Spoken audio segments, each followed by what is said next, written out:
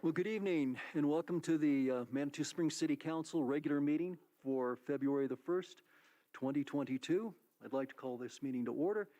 Let's start with the Pledge of Allegiance. I pledge allegiance to the flag of the United States of America and to the republic for which it stands, one nation, under God, indivisible, with liberty and justice for all.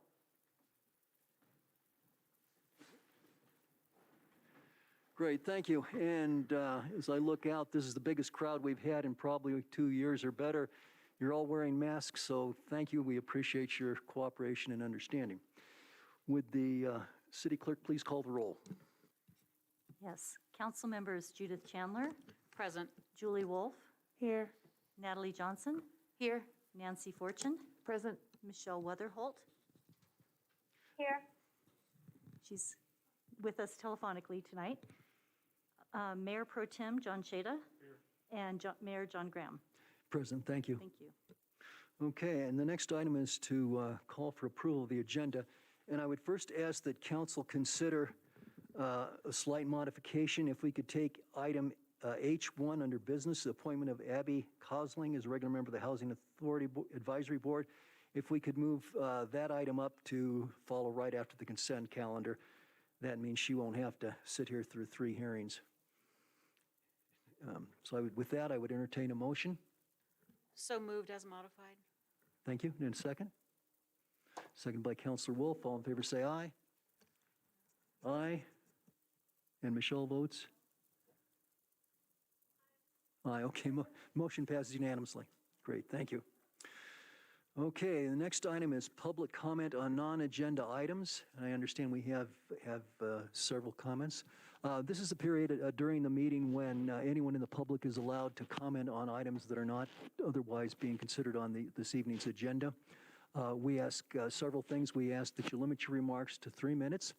Then when you come up to the microphone, that you start off with your name and address. And typically we don't respond to remarks that are made during this time. And also, if you can get to within 3 inches or closer to the microphone, that's pretty helpful. We've got Karen up there. She can probably give some assistance. So with that, City Clerk, who's first? I have a Marion Yako.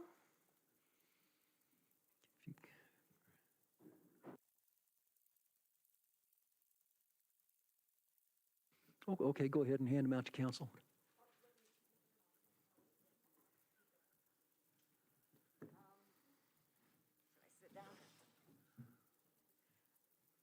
First of all, I would like to start off by saying that I fully support proper composting, okay? Can you sit down and get within at least 3 inches of the microphone? Okay, thanks. That I fully support proper composting. I even served on the Bear Smart Committee with Nancy where we adopted the first page there, the wildlife protection, which states composting shall not constitute an attractant for purposes of this chapter. And I think when we did this, we're thinking proper composting. But unfortunately, I have a situation with a neighbor, you'll see in the pictures, who is literally throwing food waste, as well as, if you take a look at the picture with the oranges, bones in a pile outside the house's kitchen window. And you'll see big pieces of food. It's not covered up. So I realized that, I contacted code enforcement. Initially, when I first contacted code enforcement, I was told this is not proper composting. And then when she actually came out and took a look at it, she told me it's composting.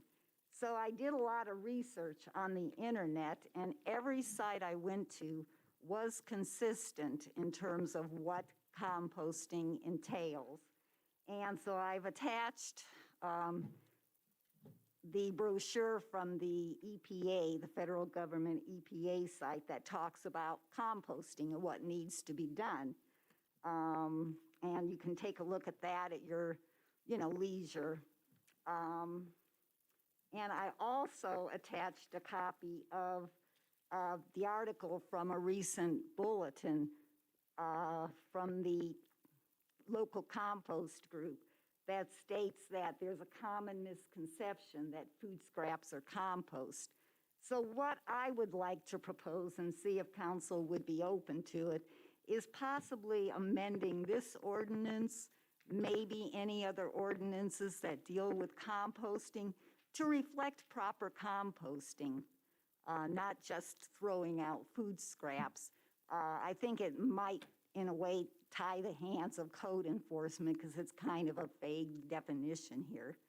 So if you agree with me, then I'd like to propose an amendment just to clarify what and define what proper composting is. Great, thank you very much. Okay. All right, Thank you. great.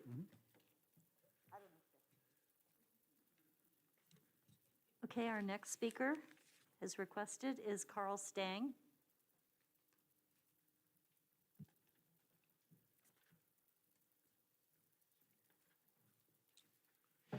Good evening, Carl Stang, 204 Crystal Park Road. I'm here to share an incident that occurred Monday at 10 a.m. My wife, Joan, was riding her bicycle on Manitou Avenue and was buzzed by someone driving a truck. To add insult to injury, when she caught up to them at the Becker's Lane stoplight, they rolled down the window and proceeded to lecture her on how to and where to ride her bicycle on the road, mostly their opinion. And the ultimate kicker here was this was a city employee in a city vehicle behaving in this fashion. And so I have three simple asks. One, I would like the council to require all city staff that operate motor vehicles to be required to take bicycle-friendly driver training program and successfully pass the exam. Joan is the education chair for Bike Colorado Springs and would be more than happy to facilitate scheduling such classes. I also would add that I would love to see council lead by example and take that training as well. I know you guys have a lot on your plate. And the final ask, Mayor Graham, is I would love to see this particular individual and their direct supervisor be required to attend the June Mayor's Ride, the Bike Month Mayor's Ride. Thank you. Thank you, Mr. Stang. Okay. And I see Denise taking notes, so I think you've been heard. Judy?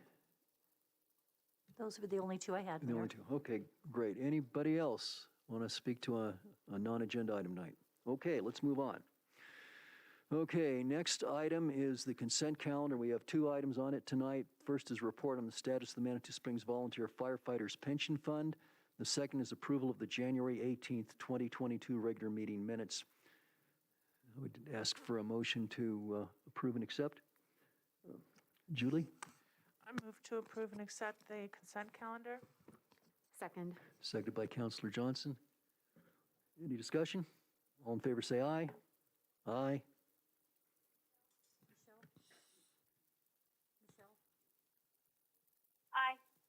Okay, motion passes unanimously.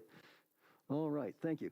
Next item, this is an item that we've moved up, so if you have a printed agenda, it was item H1. This is appointment of Abigail Abby Cosling as a regular member of the Housing Advisory Board. Abby, come forward, please. Hi. Hi. So if you'd like to make some remarks, tell us a little bit about why you want to be on the Housing Advisory Board. Yes. So I recently got involved in real estate, got my real estate license. Can I you work please speak closer? I'm sorry. I work for Remax Team Secundi and work with the public directly through finding rentals, listing, and buying. Okay, sorry. If you can get really close, you almost need to touch it. Okay. So my interest in getting involved in the Housing Advisory Board is that I'm working with the public every day on finding housing, whether that be rentals, buying, or listing their home here in Manitou and around Manitou. And I'm interested in getting more educated on the issues that directly impact us as residents of Manitou, so that I can engage further with the people that I'm working with, my neighbors, and the people that I interact with on a daily basis, and continue to become the best resource that I can possibly be for our community. Great, thank you. And in the council packet, we have additional information with your resume and so forth, and letter of support from the HAB people. Council, this is a good opportunity to ask questions of Abby if you have anything, or make please. comments. Nancy? Yeah, I just have a comment. First, Abby was at the last HAB meeting, and so I'd like to acknowledge her for stepping up into a very important role. Secondly, I would like to just encourage, there's so many people here today, and those out in the public, to encourage folks to apply for the HAB and other boards and commissions. And I would say housing is particularly critical, since I think housing is going to be a huge issue for Manitou now and in the future. So, and this is a board that you can really have input and have an impact in that regard. So thanks, Abby, for stepping up. And on that, I'd like to nominate Abby to be on the board, move that Abby be placed on, appointed to the board, the Housing Advisory Board. We Thanks. have a motion. Do we have a second?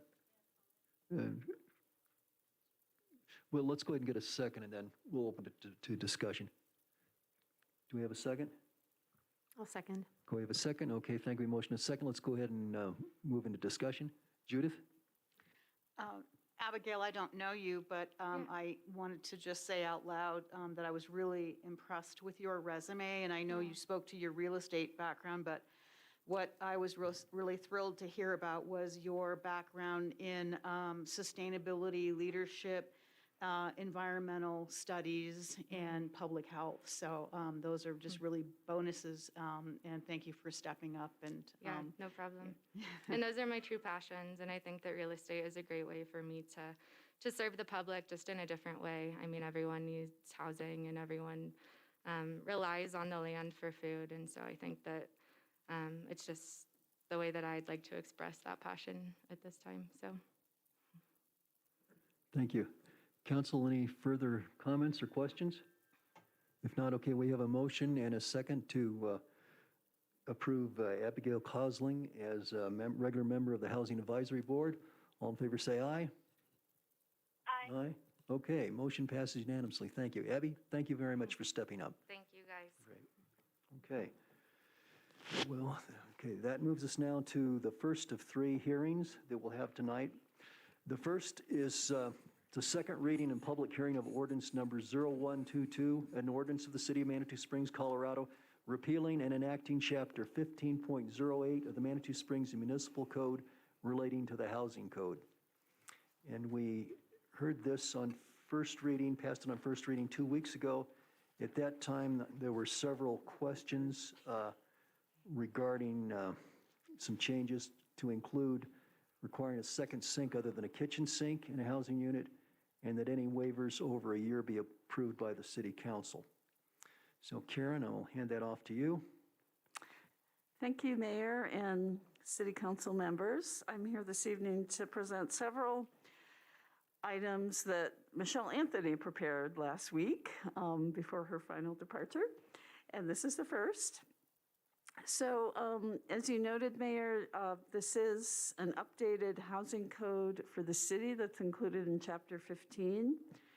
This is a very important policy accomplishment that's supported by policies in Plan Manitou, and also an important action in the HAB strategic plan to direct their work over the course of several years. And this will also provide assistance to our code enforcement officer and provide more specificity as she is investigating different housing compliance issues.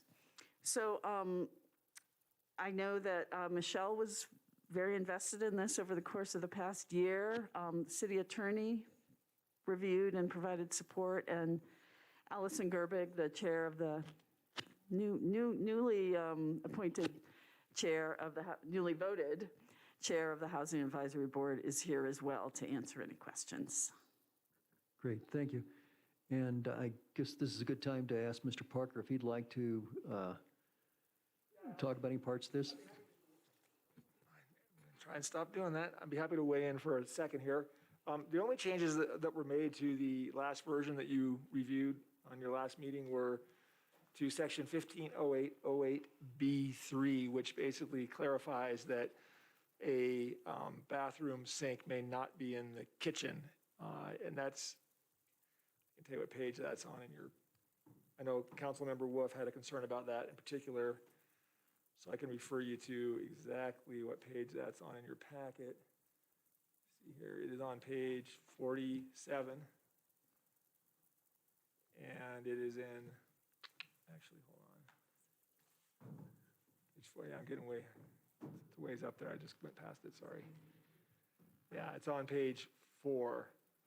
Actually, now, the bathroom, it's on page 5 of the actual ordinance, on page 44 of your PDF, if that's the PDF you have in your packet. And what it now says is, every dwelling unit must include a bathroom that, and then on section 3 says, has a sink other than a kitchen sink.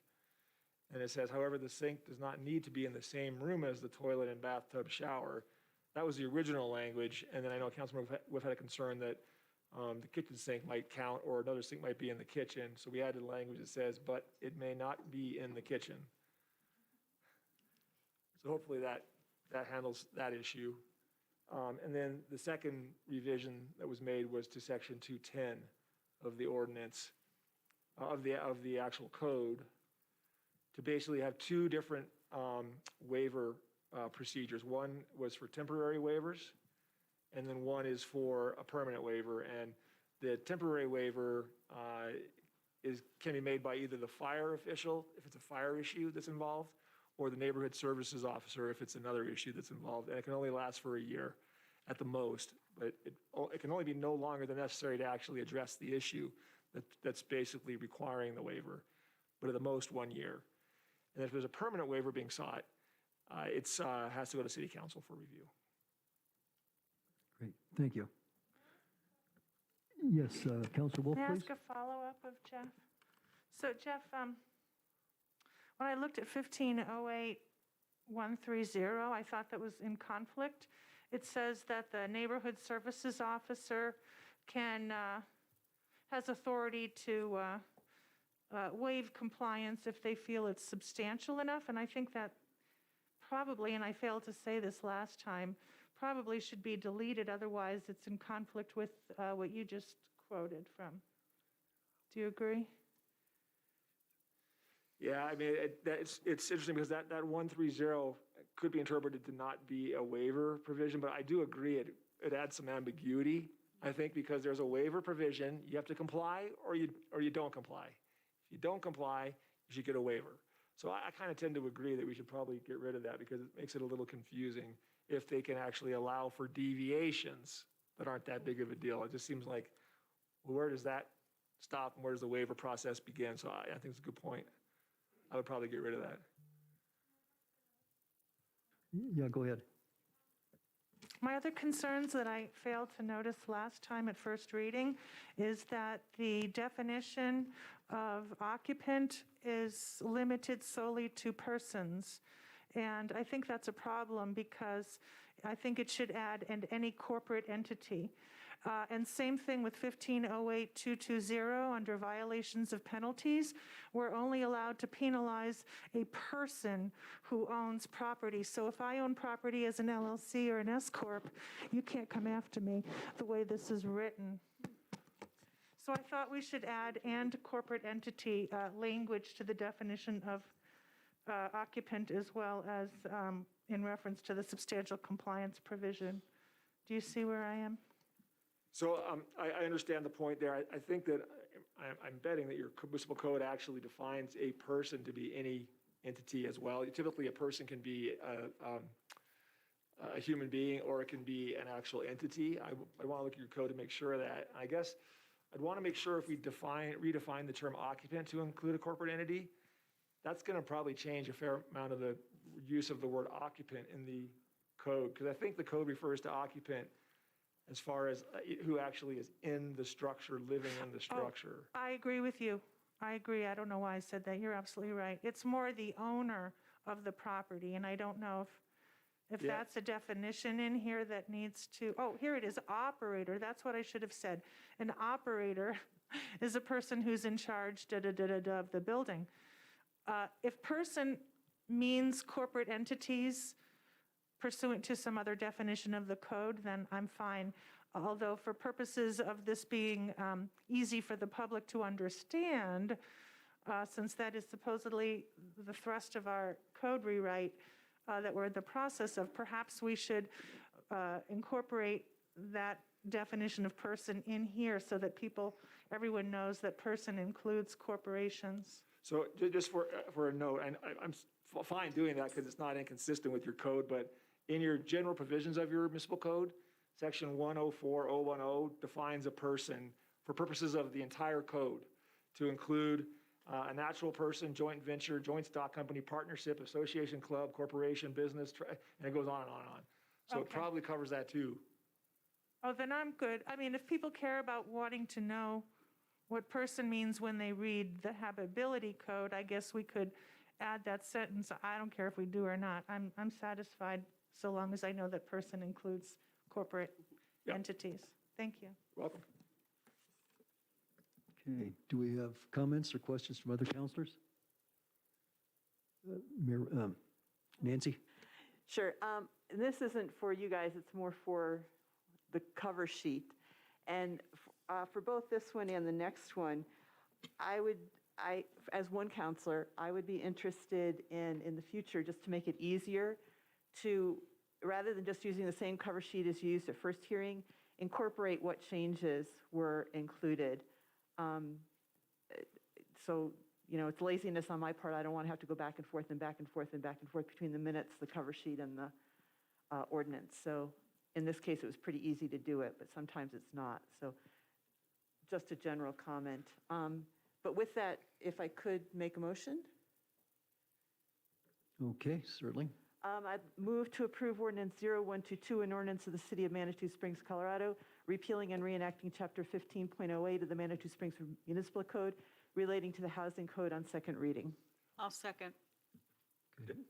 Would that be with the revision to delete section 130 and renumber? Oh, the thank ordinance? you. Yes. Thanks. Good, yeah. So would you like to expound on that just a little bit, Nancy? I would just like to, just what I just read, in addition to what our city attorney has indicated, because I can't remember the number. Yeah, it was subsection 130. We're going to just remove that. And remove section 130, Yeah, it would be actually it'd be subsection? 1508.130. Okay. Okay, good, thank And you. I concur. Judith, you'll concur? And Julie, that's what okay, that's stated as you wished. Okay, so we have motion and a second to approve it as written with one modification. Do we have any further discussion? If not, let's vote. All in favor, say aye. Aye. Okay, good. Motion passes unanimously. Thank you. Thank you very much. Thank you. Well, I bet you're glad to see this done. Yes, it's How been a long has lot it- of work, thank How- you. How long has it been? How long has I it don't know, been? 2, 4 years, I don't know. A long time. Over a It's been a year. lot of work. Well, thank so, you. For our Mayor? board. Mayor, Yes. this is, here. Hearings, we do need to open for public hearing. Oh, gosh, I'm sorry. Okay. All you young people out there, take note. You want to take care of your memory. My apologies. Okay, so, well, unless Mr. Parker has a better idea, I will declare a public hearing open. Yeah, no, I apologize. I was getting caught up in the details, and we just open the public hearing, and if anybody wants to say anything, they can, and if not, we can just stick with what was taken care of by the city Okay, council. so declare the public hearing open. Anyone who wants to speak to this may? Okay, I guess not. Thank you. Okay, so Yeah, seeing as there were no extra comments for city council to consider, I just recommend sticking with the motion and the vote that was already taken. Okay, great, thank you. Thank you. Thank you. Okay. Next item, second reading and public hearing of ordinance number 0222, an ordinance of the City of Manitou Springs, Colorado, amending Title 18 of the Manitou Springs Municipal Code to update the commercial zone district standards. And again, this was something that council had passed on first reading 2 weeks ago on January the 18th, and there were some additions that Mr. Parker had addressed. Karen, you'll have the floor, so if you're ready. Thank you. And so again, to present this request, this was an action proposed by the City Planning Commission. And so they were concerned about some of the recent development in the city's commercial district and urban redevelopment overlay district. And we do have a development code update underway at present, but they propose to incorporate these until that development code update is complete. And so these would apply to both height and front setback requirements for the commercial and redevelopment, commercial district and redevelopment overlay. The proposed changes are included in a table in the packet. And actually, they are the same changes or similar changes for each, both the commercial district and the redevelopment overlay. For the commercial district, the maximum building height is currently 35 feet with a provision for additional height if that portion of the building is stepped back. Commission proposes to change the height to 28 feet with no additional step back height or step back provision, and propose to change the front setback to 20 feet. For the redevelopment overlay, the current height requirement maximum is 35 feet. Commission proposes to change that to 28 feet and propose to change the front setback requirement from 10 feet to 20 feet.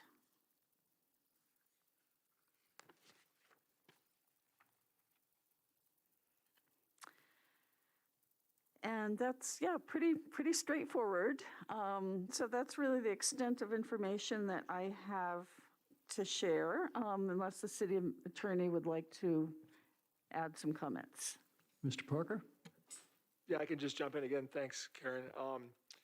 At the last meeting we had, the city council had directed me to add some language that clarified or changed the way the front setback is measured. And I've done that in primarily in the new section 7 of your ordinance, which basically says that the permanent front setback used to be measured from the front property line only, and now it says the permanent front setback shall be measured from the front property line or the nearest public improvement in the public right-of-way, such as a roadway, curb, gutter, or sidewalk, whichever results in the greatest setback of the structure from the front property line. So it just basically provides a greater setback if there's a public improvement that's actually closer to the structure being proposed than the property line itself. I believe that's what I think City Council had wanted to see. Yes, I believe that was our understanding. Okay. Councilor Wolf? And then also we went ahead and eliminated the emergency paragraph. Right. Good. Okay. Council, we'll have an opportunity to come back and ask questions again from Karen and Mr. Parker. But do you have any questions at this point or comments? If not, I think we'll go ahead and proceed with the public comment portion of this. So I will declare the public comment portion open. Anyone who would like to speak to this is invited to do so. Do we have anyone who wants to talk to this? Guess not. I'll close the public comment portion. I would gather probably we're getting pretty close to a motion here, but we can certainly discuss or deliberate if council wishes to. Sorry, I think Judith was first, or? Oh, I'm sorry. Okay, well, go ahead, Julie, and then Judith, you can. I move to approve Bill 0622. And do we have a second? So it's my understanding we're approving on second reading ordinance 0222. An ordinance of the City of Manitou Springs, Colorado, amending Title 18 of the Manitou Springs Municipal Code to update the commercial zone district standards with the changes as per Jeff Parker. Okay. We have a motion, we have a second. Any further discussion? All in favor say aye. Aye. Aye.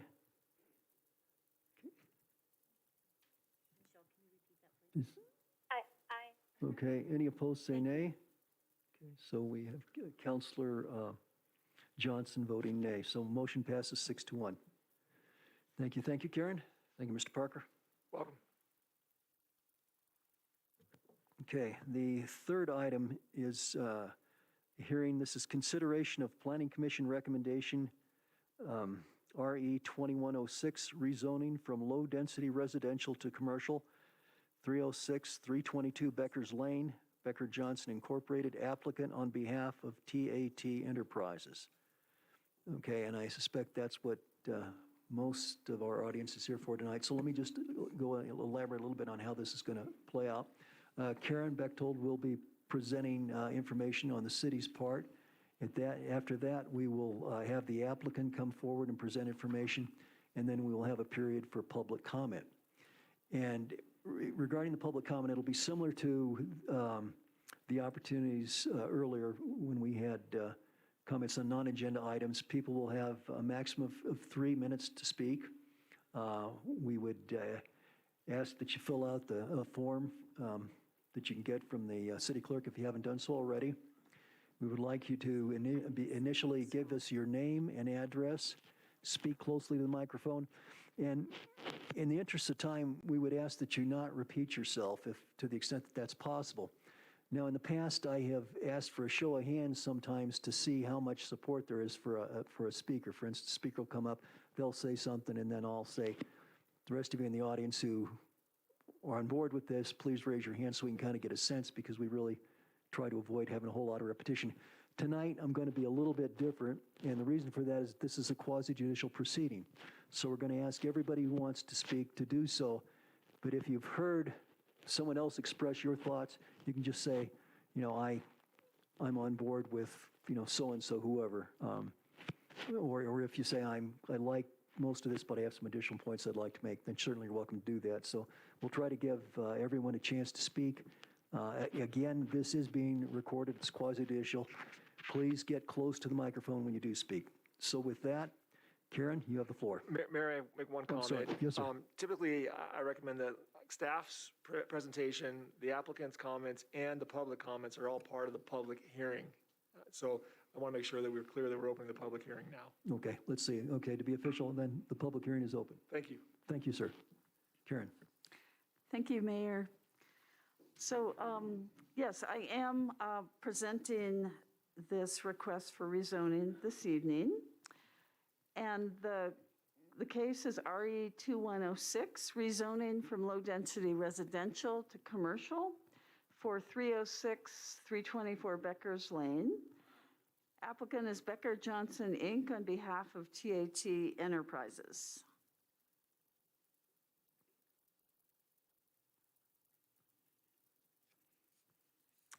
So the purpose of this first item, well, we have two items this evening related to this request. This first item, which is really to present the Planning Commission recommendation on the request.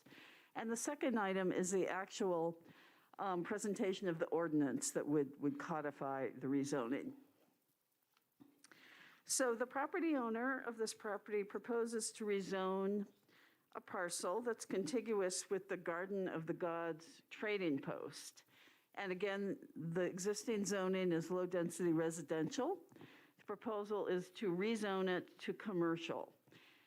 And their goal is to develop a warehouse and office space to support the existing Garden of the Gods business at the entrance to Garden of the Gods Park on Becker's Lane.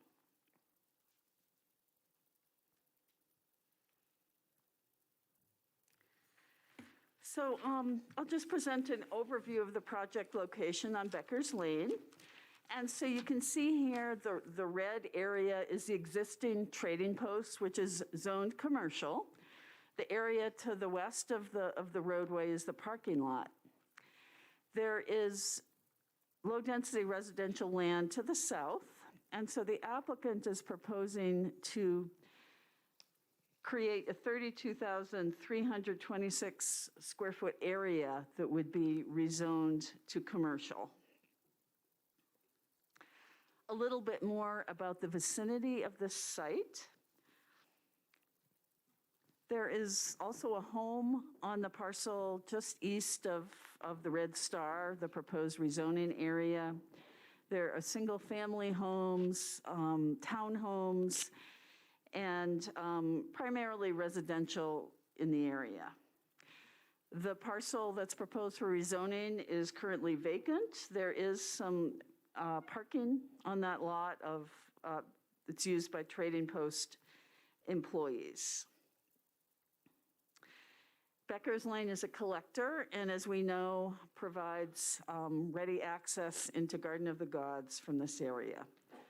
As part of the review, of course, we circulated the request for comments. It was circulated to Colorado Springs Utilities. They provide gas and electric, and the city provides water and wastewater services, and no issues were identified with providing utilities to the proposed use.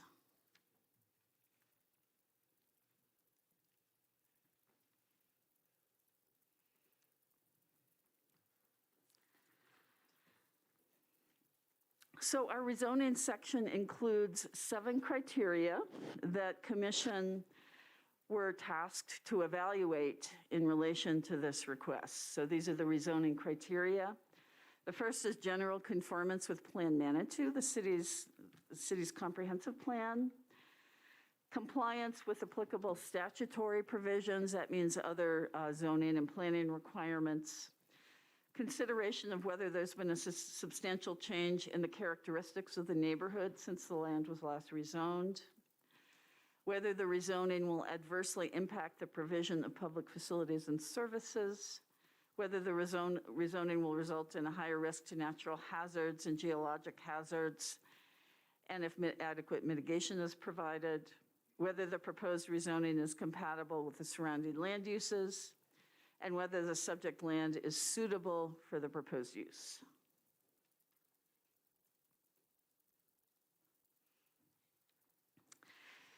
The first criteria that I mentioned does reference Plan Manitou, and Plan Manitou includes city goals and policies to really assist decision makers, citizens, staff with evaluating requests such as this. And so they're really, staff identified 2 pertinent aspects of the plan that were relevant. And the first is the future land use map in the plan, which identifies land use categories. And these are similar to zoning, but really what we expect to see on a land area in the future. And so this map designated the existing trading post area as destination tourism. And that's a category that we identified to highlight tourist destinations in the city that are really unique to Manitou Springs, may attract a large volume of visitors. And the goal is really to strike a balance between supporting these important businesses and protecting the adjacent neighborhoods from undue impacts. Plan Manitou also includes a number of elements, and staff identified some visions from our elements that were pertinent for economic development and land use that related to the request.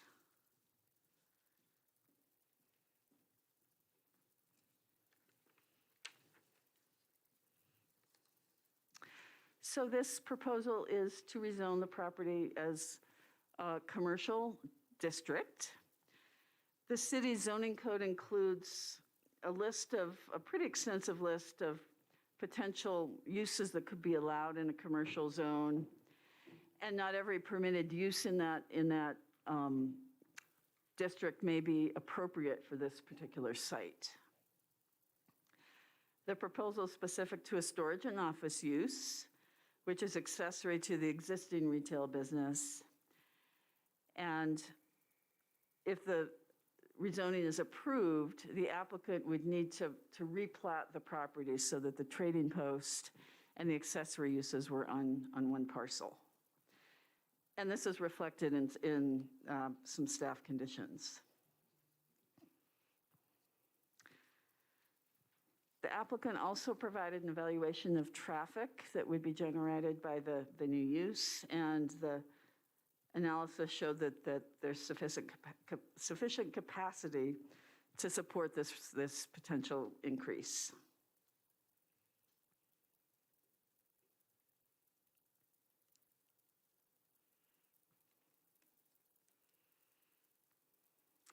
So as part of this request, there have been public comments provided at a number of different stages. They were provided to the Planning Commission in advance of their recommendation.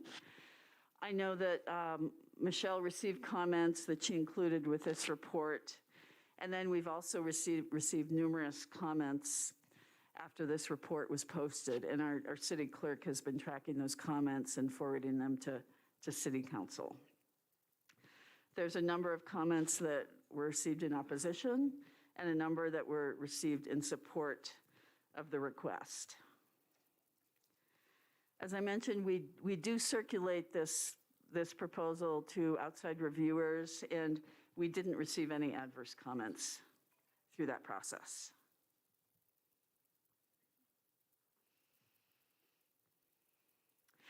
Planning Commission reviewed this request at their January 12th meeting last month and voted unanimously to recommend City Council denial of RE 2106. And they referenced 4 criteria as findings, noting that the rezoning request does not meet criteria C, criteria F, or criteria G. And also that the request is not compliant with Plan Manitou Policy HN 4.2. And that relates to ensuring that tourism-related businesses and activities have minimal impact on neighborhoods.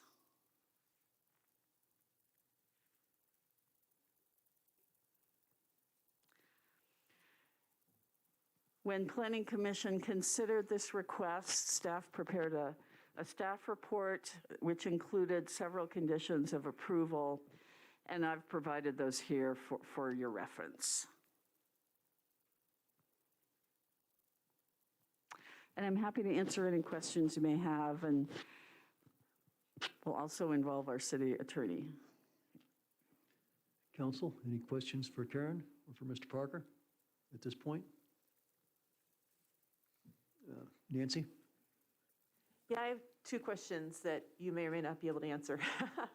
The first is, I don't remember seeing it in the packet. Where is the current warehouse? They reference that they have a warehouse, and I was just wondering where that, if you knew where that is. I would defer to the applicant on that. Okay. My second question is, if they've got there's commercially zoned area on the other side of the road that the trading post owns as well. So is there any thing to preclude them from putting the warehouse over there, if they so desired?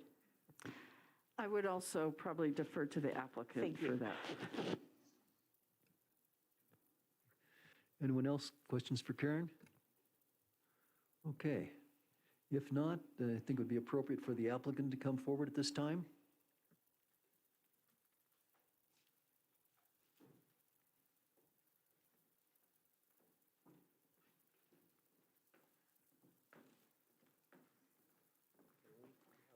Do you have another person you? Yeah, actually, I'll just, Power point. I'll let her sit here. Thank you, sorry. No problem. Does she need the chair? We can.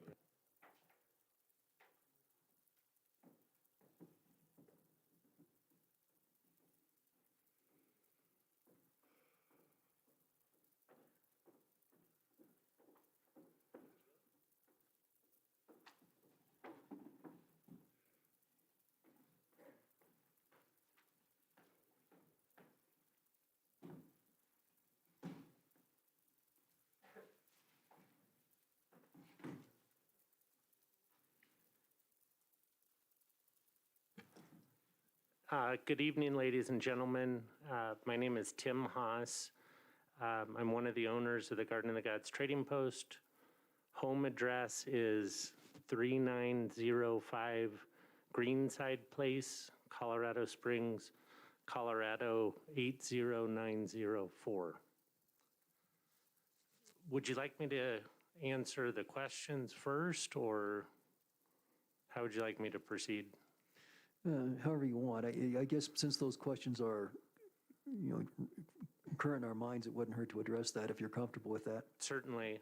So the first one was the warehouse, and we will describe this in our presentation, but we currently have an off-site warehouse at 337 Manitou Avenue, the old Farmers Brothers, that we have used since the floods.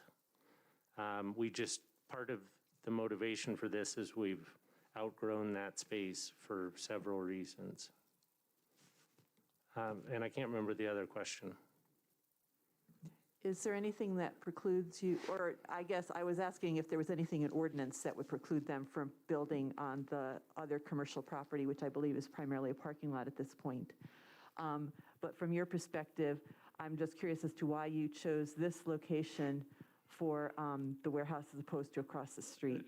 That's a great question, one that we will go over a little bit as well.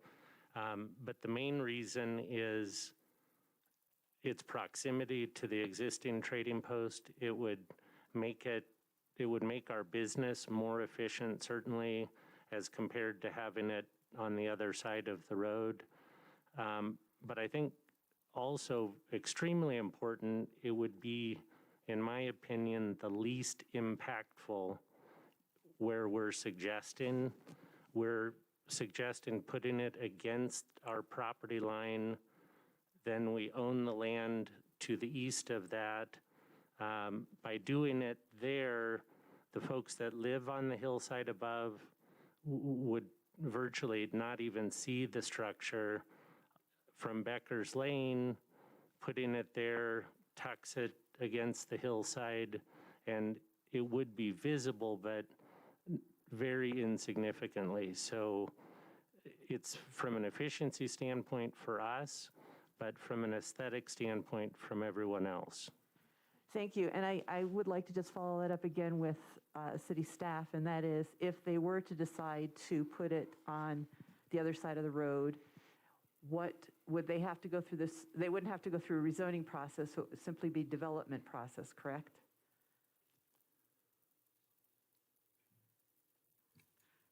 Do you mean the area where the parking lot is now? Yeah. It's currently zoned commercial. Yes. So I'm wondering if in the development process, if it would go through planning commission, could it be approved at staff? Would it have to go to planning commission? I don't believe it would have to come to council unless there was a variance needed, correct? Or a CUP? It may require a development plan. I would probably defer to the city attorney on this. Yeah, I'd have to look at the criteria for a minor and a major development plan. It really depends upon, I think, the actual impacts that are going to be seen. And I think it depends upon how significant they are, whether it's major or minor. So it'd probably have to go through a minor development plan, which I believe is only planning commission. If it's a major development, they'll have to go to city council again, but it wouldn't require any kind of rezoning. And if there's a variance needed, it would need to come to city council, obviously. Okay, thank you. That answers my question. Other questions now, or? I think go ahead, if you want to go ahead and make your presentation, Mr. Haas, and imagine there'll be questions afterwards. I suspect there will. What I'd like to do this evening is split this up into a couple sections. There is a lot of information to review, and unfortunately, a fair amount of misinformation that has spread around the community. So what I'd like to do is introduce in just a moment David Maddox, who is the president of our company. He is going to go through essentially the PowerPoint that we presented to planning. I'd like to then come back up and address the issues that we addressed at the Planning Commission, and then also bring up a few other items that I think will clarify this. But before I introduce David, I would like to make everyone aware of the fact that we do have Jeff Hodston from LSC Traffic that is here in the audience this evening if you have a question about the traffic study. Also, I'd like to mention that Johnny Johnson, who is our engineer and architect, was in an accident. He is okay and recovering, but certainly not able to come this evening. He is available via telephone if there was some sort of technical question that I'm not able to answer. So I apologize for that, but he's pretty banged up. Two other quick things. I would also like to respectfully request the opportunity to address any inaccurate information after the public comments section. And the reason I bring this up is from our Planning Commission experience, there were a couple of truly incorrect comments that made it to the public record, and I want to make sure we're able to set the record straight. The one that I think is the most important that I will mention now is that during the deliberation, Mr. Casey, among other things, said he was unable to vote in favor of this rezoning because it was against the master plan of the Garden of the Gods. And that is factually inaccurate. We are a private business under private ownership in Manitou Springs.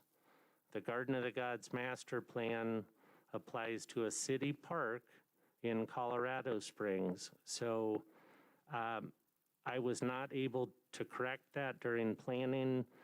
I'm not concerned if somebody is worried about traffic, and I don't feel the need to clarify that. But if there's a true inaccurate statement like that, I would request the opportunity to fix it.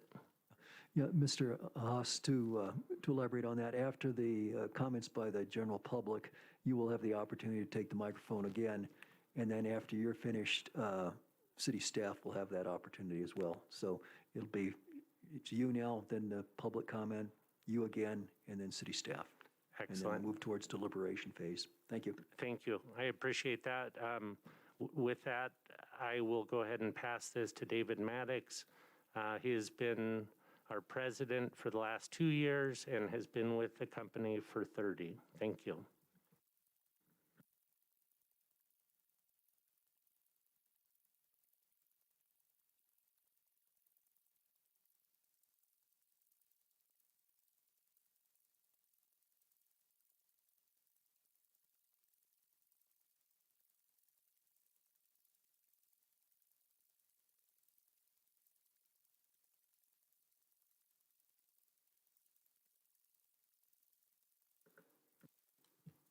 Hello, my name is David Maddox.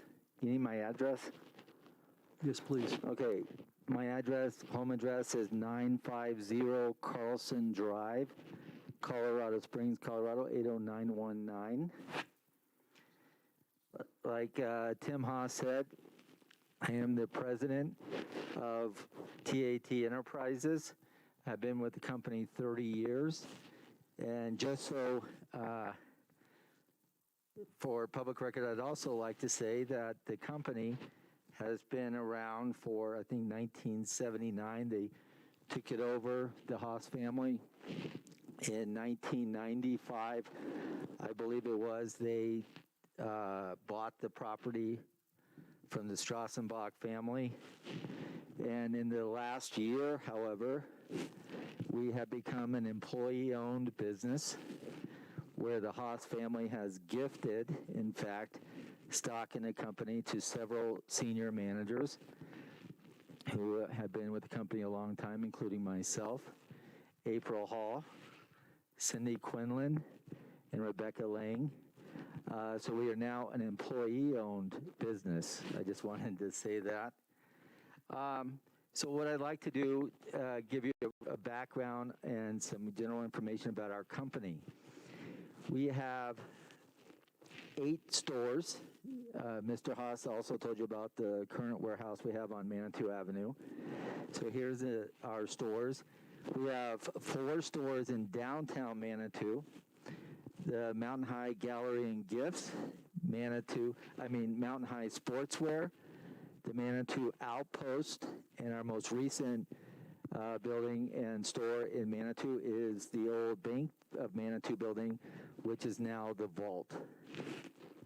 Also, obviously, Garden of the Gods Trading Post in Manitou. In Old Colorado City, we have expanded, and here we have LE Blue, and right next to LE Blue is the Spark, and across the street and about 5 or 6 stores down is Stella and Bo. Our company this past year, coming through the pandemic, obviously every business in the world just about suffered,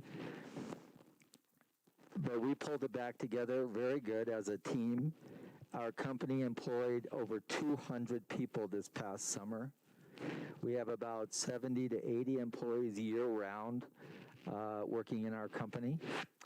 So that is something that we are very proud of, and the support that we give in the community. Also, to let you know, not only is our company employee-owned, and we have, like I said, 200 employees this past year, so we are very supportive of our employees and our guests, but also the Haas family and TAT Enterprises as a total.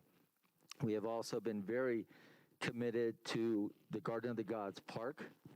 We are one of the few people that we give to the Garden of the Gods Foundation, and we have committed over the next 10 years, and this started a few years ago, and we've kept our commitment even through the pandemic, to donate $1 million to the Garden of the Gods Park.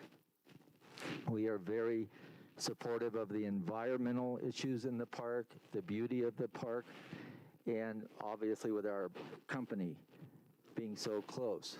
The other thing, though, however, is we are also, as a company, very committed to Manitou Springs. We are big supporters of the high school. We are supportive of the Arts Center, the Manitou Springs Library, Fire Department, and most of our senior leaders have also played roles in the Business Improvement District and the Chamber of Commerce over the years.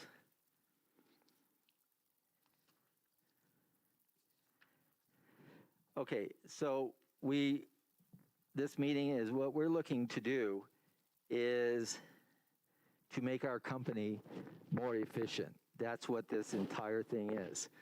We do not just want to build something because we have nothing to do or we have, extra money laying around.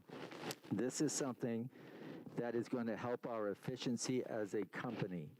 Our distribution process, so you understand now, all our merchandise is currently received at the warehouse on Manitou Avenue for all of these stores, comes into that one building.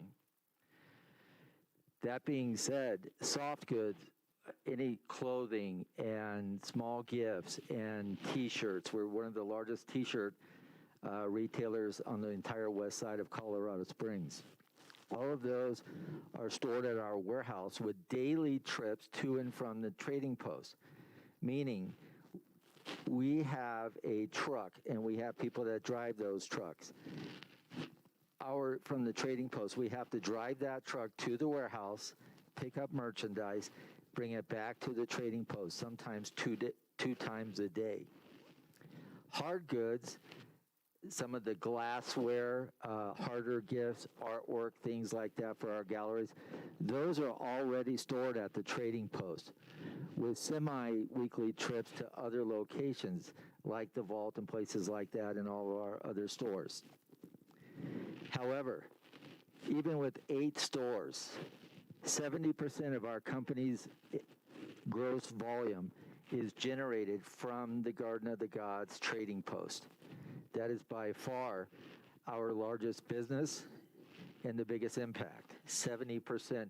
So when you look at the merchandise at our warehouse in Manitou, 70% of that needs to come back to the trading post. Obviously, with what's going on in the global economy, the supply chain issues are impacting all businesses. You can see that at the grocery stores with empty shelves and everything else. This is impacting us, we have found, in the last year. Not only that, our buyers have recently got back from Las Vegas and Los Angeles and Denver for shows where we go to buy merchandise. What we are finding is our vendors are telling us, and this is multiple vendors, we have hundreds of vendors, they are telling us that we need to buy merchandise now because they have it. They don't even know if they're going to have product in 3 to 6 months. So what that has created for us is an issue that we are buying more merchandise now so that we have supplies and merchandise in all of our stores for our guests when they come in the summer. That being said, it's okay, we got the merchandise, now we need a bigger warehouse. So the supply chain issue, and to tell you the truth, that doesn't seem to be going away. We expected to go to the shows this year and some of those issues to be gone from last year. We had vendors last week tell our buyers, and even this week, if you want it, go ahead and buy it now because I don't know if we're going to have it in 3 to 6 months because of their containers coming overseas and everything else. So that is creating an issue for us space-wise. So if you look at this map here, what we are looking at, the TAT Enterprises owns 17.0 total acres, the trading post and surrounding area. What we are asking to rezone is a very small percentage of that, 4% of the total. It's 0.9 acres for the warehouse and the offices, adjacent to existing commercial zone where the trading post is. And as Mr. Haas explained earlier, for efficiency, this is the best use of our property for our efficiency. Nick? So our plan, if you look at the plan here, we are going to improve the parking and traffic management. What that means is right now, trucks do come down Becker's Lane to our stores, the same ones that'll continue. However, because of access coming in, they have to turn around, back up, turn around on the other side of the road at times. The way this proposal is designed, there'll be 2 entrances into this area. So trucks come in, they unload, and it's much easier, less traffic, less congestion. The other thing we are looking at is and we'll get to the next one on the way the parking is going to look. Add a new office storage building to improve efficiency. You understand why we need the warehouse, because we need room, but from an efficiency standpoint also, what we're looking at as a company, the office space, which will be included in that building, is to create a place where we can have upper leadership, and in particular, all of our buyers. We have buyers in Old Colorado City, at our warehouse, and at the trading post. Our goal is to create an area where all of our buyers can be together centrally so they can make better informed decisions. They can meet with the reps at one time so a rep doesn't have to drive to 3 different locations to sell something to one of our buyers. So that's what the office building space is for. Additional access from Becker's Lane would help to alleviate the possible congestion for the trucks like I explained. Okay, so with behind our wall right now on Becker's Lane is where this is going to be. Within that, we are going to improve the landscaping with greenery and more designated and formalized parking for our employees at our expense, obviously, and several reasons. Our goal, and you'll see on the next picture, is that it is to our best interest as a company to make sure that our facilities always look world-class, that we are taking care of the environment because we do care about the environment, and that we are helping to make our facilities look their best for our employees also. Utilize the existing adobe wall behind Becker's Lane to shield the activity. Yes, you are going to be able to see the top of the building, some from Becker's Lane, but it will be off of the main road. And here in a moment, when you see the way the building's going to look, it's going to be a lot different than what most people probably think a warehouse looks like. So the pictures on the right, that is the warehouse. It is the exact outside exterior, including the cutouts on the roof line you'll see. Those match the Garden of the Gods trading post. So our goal is for the facility to match 100%, just about, to the color, the paint, the exterior, the texture, everything to the trading post. And then it's a single-story building, and like I said, it's the roof line might be visible from Becker's Lane, but it's going to look just like you think you're looking at the Garden of the Gods trading post. There will be no sign that that is a warehouse. This is a aerial view. So at the top, the picture on your left, the top there, that is currently the Garden of the Gods trading post. Commercial, obviously. And where the cars are there, that is the big area behind our fence. And that shaded area up against the wall there, that is the proposed area that we would like to put the new building and offices. And if you look at the bottom right-hand corner, you'll see the roof line of a building. That home is probably one of the only homes that is going to be who can see it. And if you're up on that property, you can't see much of it at all. That is a home owned by TAT Enterprises. And in fact, the lady that's renting that, this is the 20th year she has lived in that home. Okay, and so with that, I want to thank you for your time, and then I will turn this back over to Mr. Tim Haas. Thank you.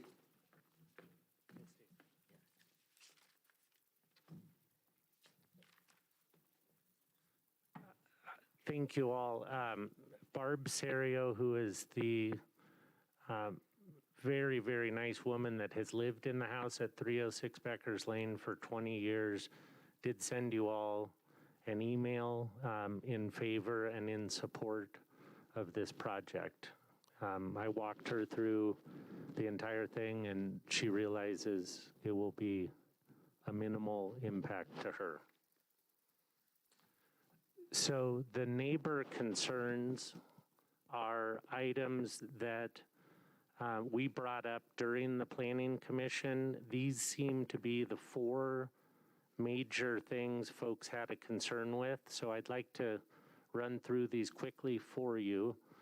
Traffic, bicycle and pedestrian access, future commercial use of the property, and visual impact. Traffic, as we have mentioned, we had a traffic study completed by LSC Traffic Consultants. Their findings, I quote, the rezone and addition of the proposed warehouse building would not result in a perceptible change in the traffic volume on Becker's Lane. You won't even know this building is there. Bicycle and pedestrian access, there seemed to be some confusion on some of the emails that I read with folks discussing bicycle lanes on Becker's Lane. There are none. I wish there were, but there is not any room for them. So I can't do much there.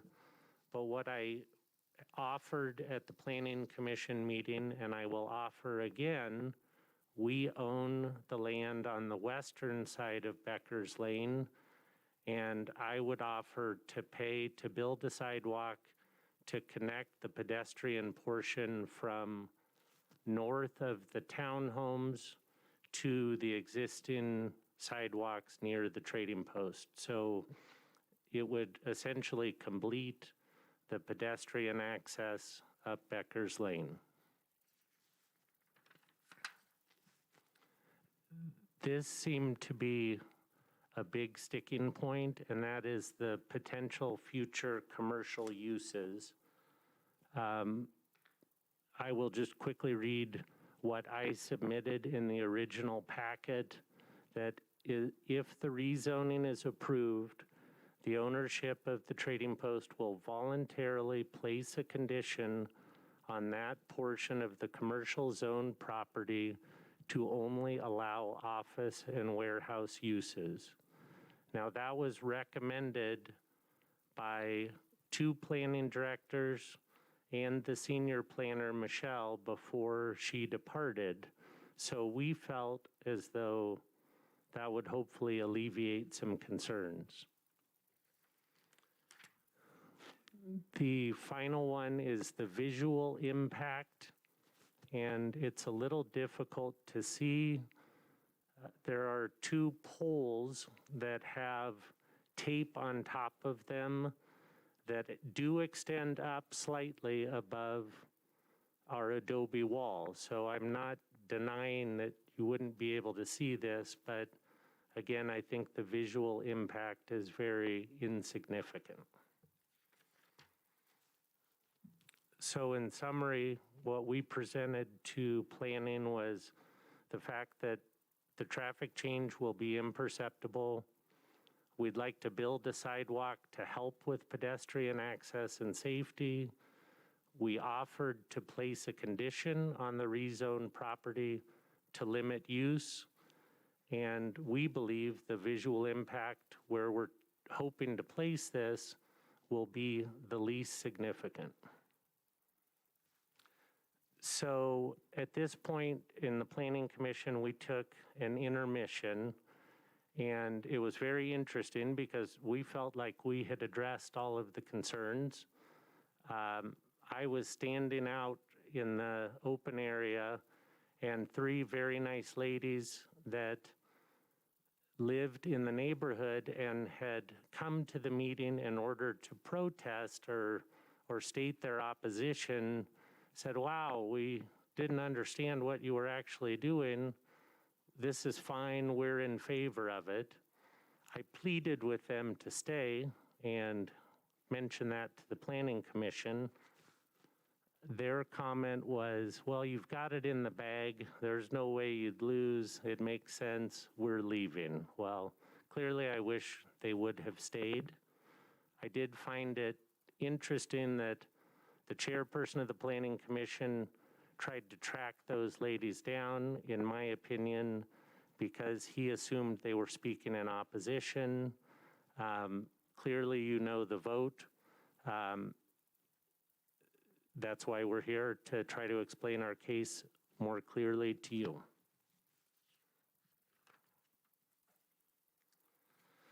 So, in my mind, the city has to find a balance between business and residents. Both are important. The pendulum, in my opinion, has swung too far to one side.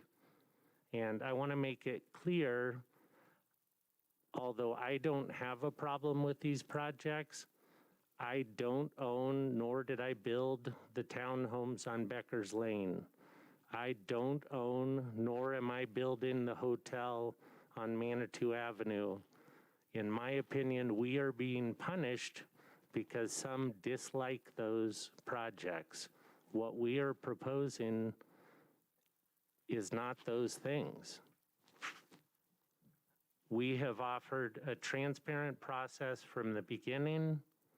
We had a neighborhood meeting that we invited more people than we were required to in order to try to explain what's going on. We are for responsible growth. That's what we are offering to do, and it is what we have always done at the Trading Post. Where we are proposing to place this is the best location on our property for us and most likely for the neighborhood. It's the most efficient and would have the least impact for residents. We listened to neighborhood concerns and addressed them. I'd like to mention one neighbor, Randy Thorne, who has written an email in support of our project. He actually came out opposed in the beginning.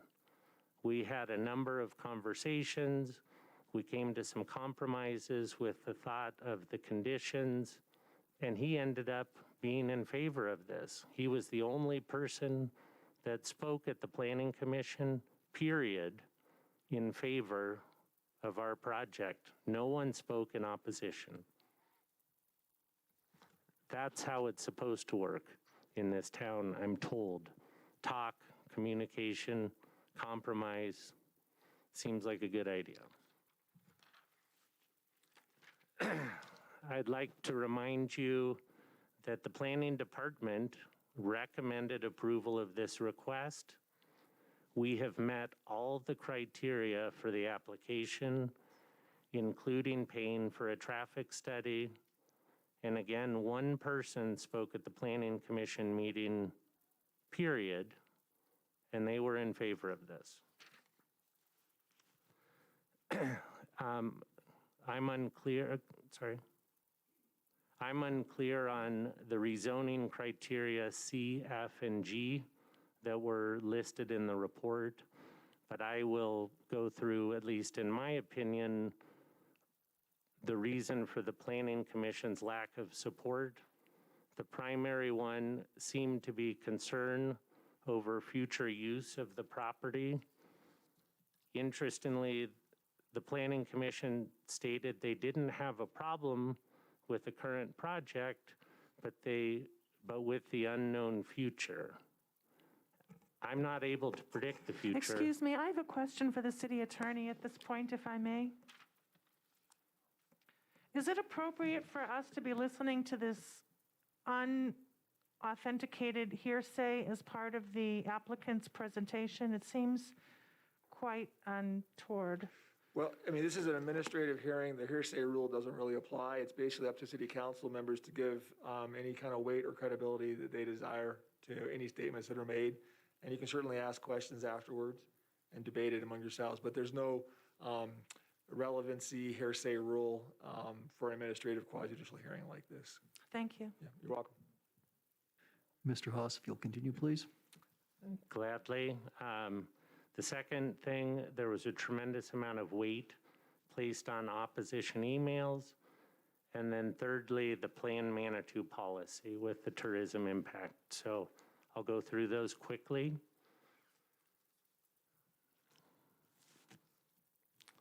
Potential future use. Again, we voluntarily offered to place a condition on the property.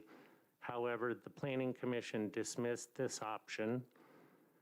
I asked the city attorney for some clarification, and his email is there. The city could incorporate conditions on any zoning approval specific to the site that limits the use of the property.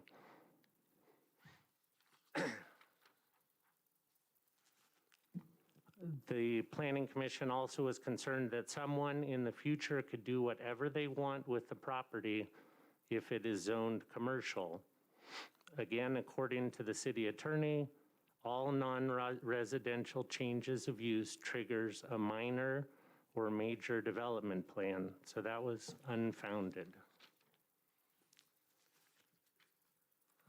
Lastly, the Planning Commission was concerned what would happen if the property was sold in the future. I believe the conditions that we offered are sufficient, but this is important enough to us as a business that we're happy to go above and beyond, show our true intent. And what I'd like to do is voluntarily place a deed restriction on the property. This would say that the building placed on the rezoned commercial section could only be used for accessory or related activities for our business. According to the city attorney, deed restrictions usually apply as property changes hands and can be drafted to apply in perpetuity. What that means is if this was sold, which we have no intention of selling, we have gifted a portion, as Dave mentioned, to our staff. We're going to be here another 100 years, but if it were, the restrictions would go to the future owner. Also, it would mean that we would not be able to lease the building out to another business. Next is the opposition emails. I'll be brief through this, but on October 21st, Mr. Larson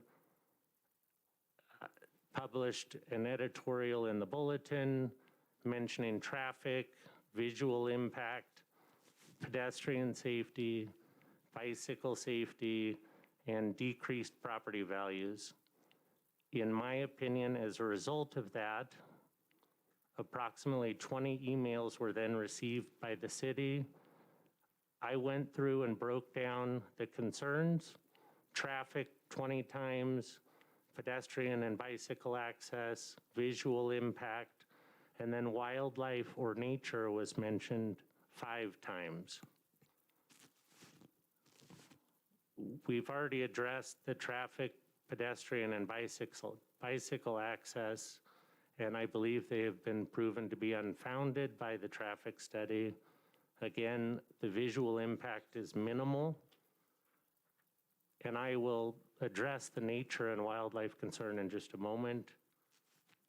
But first, the Plan Manitou 4.2 tourism impact. You all may be familiar with this, but it says specifically that to ensure tourism-related businesses and activities have minimal impact on neighborhoods by preventing future businesses within residential areas and identifying strategies to mitigate traffic, parking, and other impacts related to existing businesses in neighborhoods.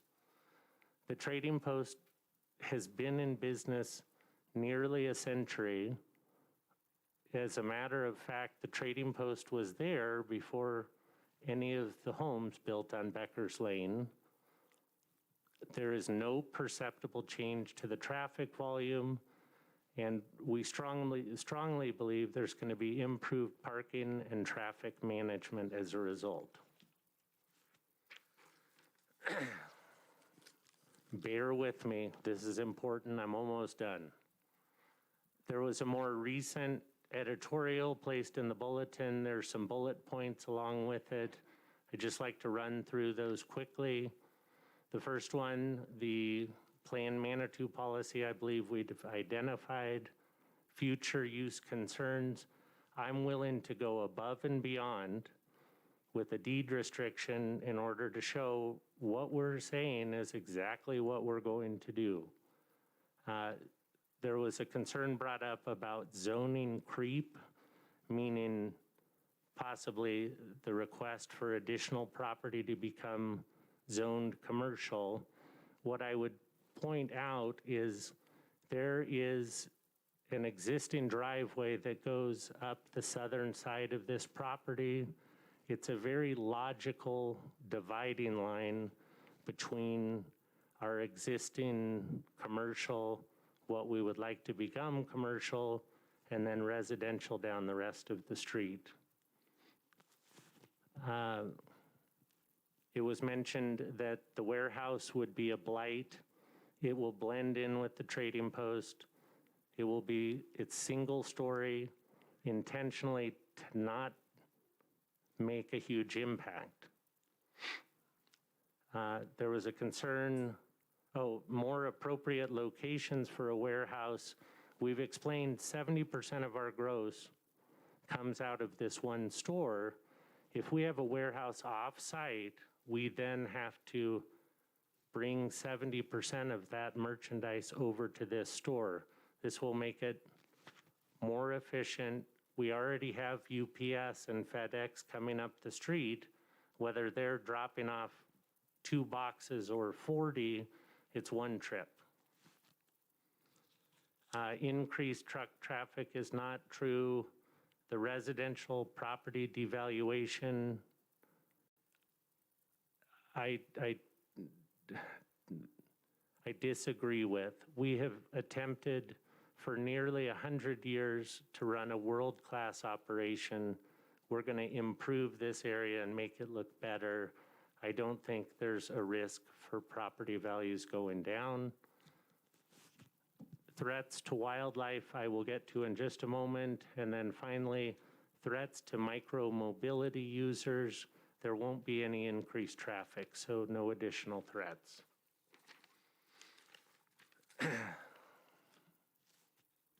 I spoke at great length with the Garden of the Gods Park Ranger. Many of you may know his home is up not that far from the trading post. He's been in the park, in the area for many years.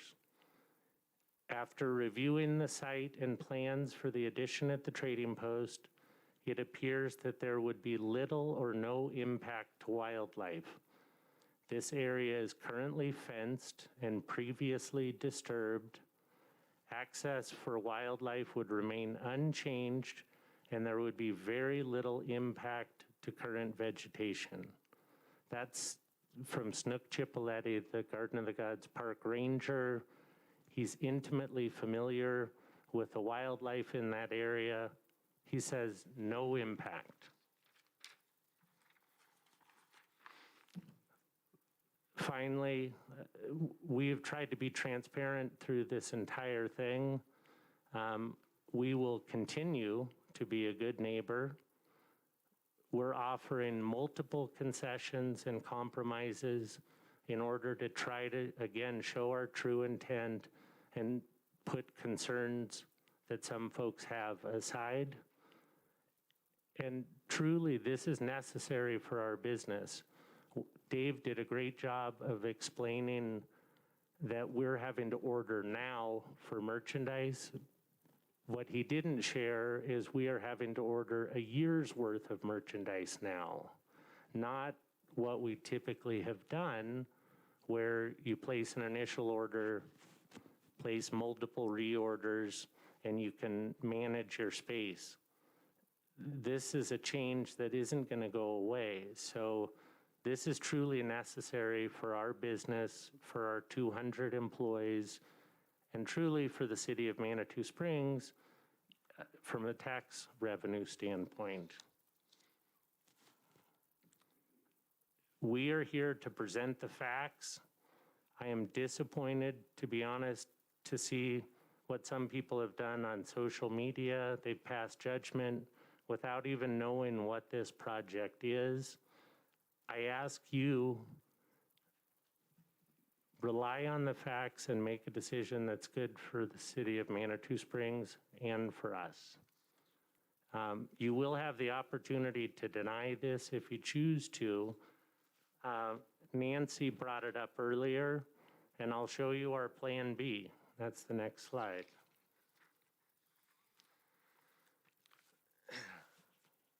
So there is a portion of property to the western side that was rezoned commercial in 2012. We could place this building there. we wouldn't have had to go through the rezoning, but it didn't make as much logical sense to me. Plus, I felt like it would be more visible in that location than if we were able to rezone this small portion of relatively unused land and place it near the trading post.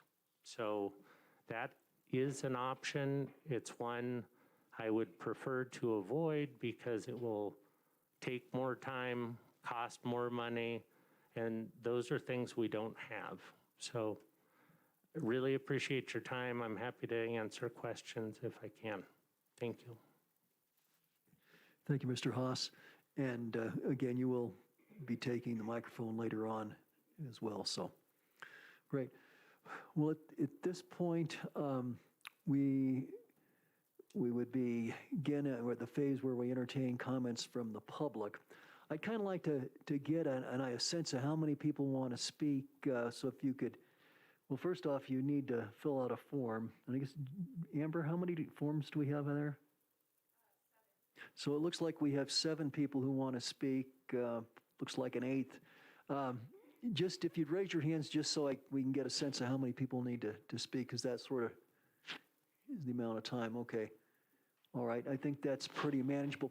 What I would suggest is that we take a 10-minute break, and if there's no objection, and then we'll come back and get started again about 7:45. Does that sound okay? All right. Thank you.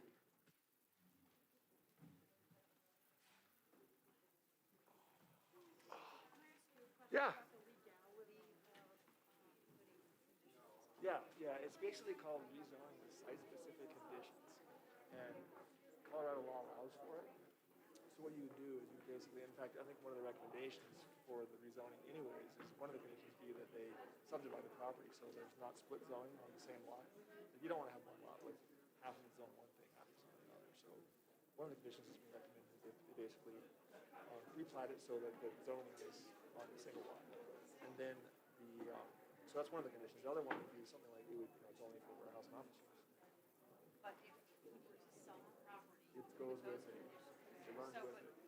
Well, but that could become then difficult to say. Yep. Yep, absolutely. Yeah, and that could always be the case for even any zone. Yeah, but it is legal, and it's not legal in some states. So it is in Colorado. So that's what you got to think about. That's the way to do it. Yeah, it's really welcome. Yeah, absolutely.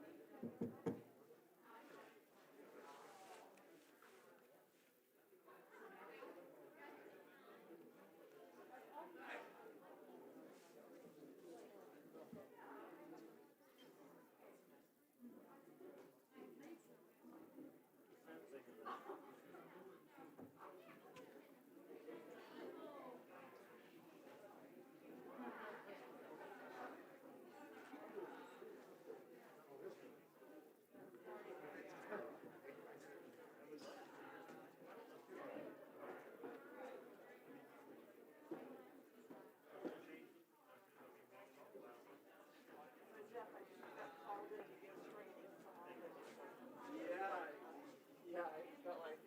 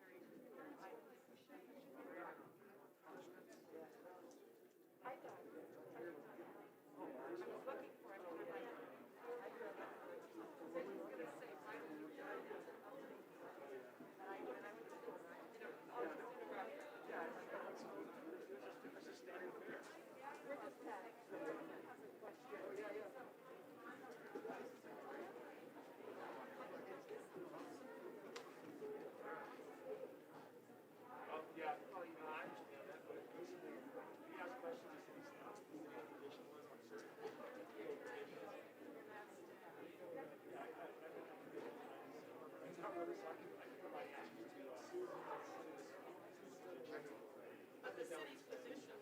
Was it about a deed? I'm not advocating.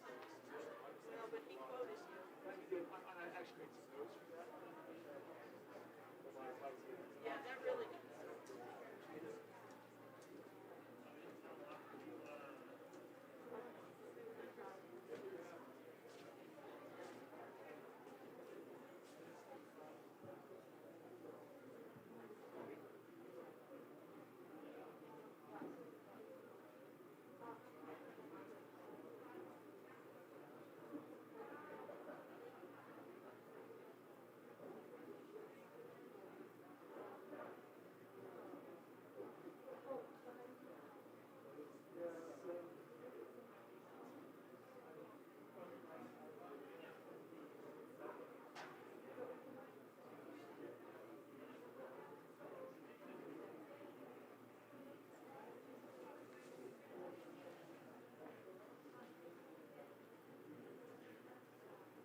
Hey, Natalie.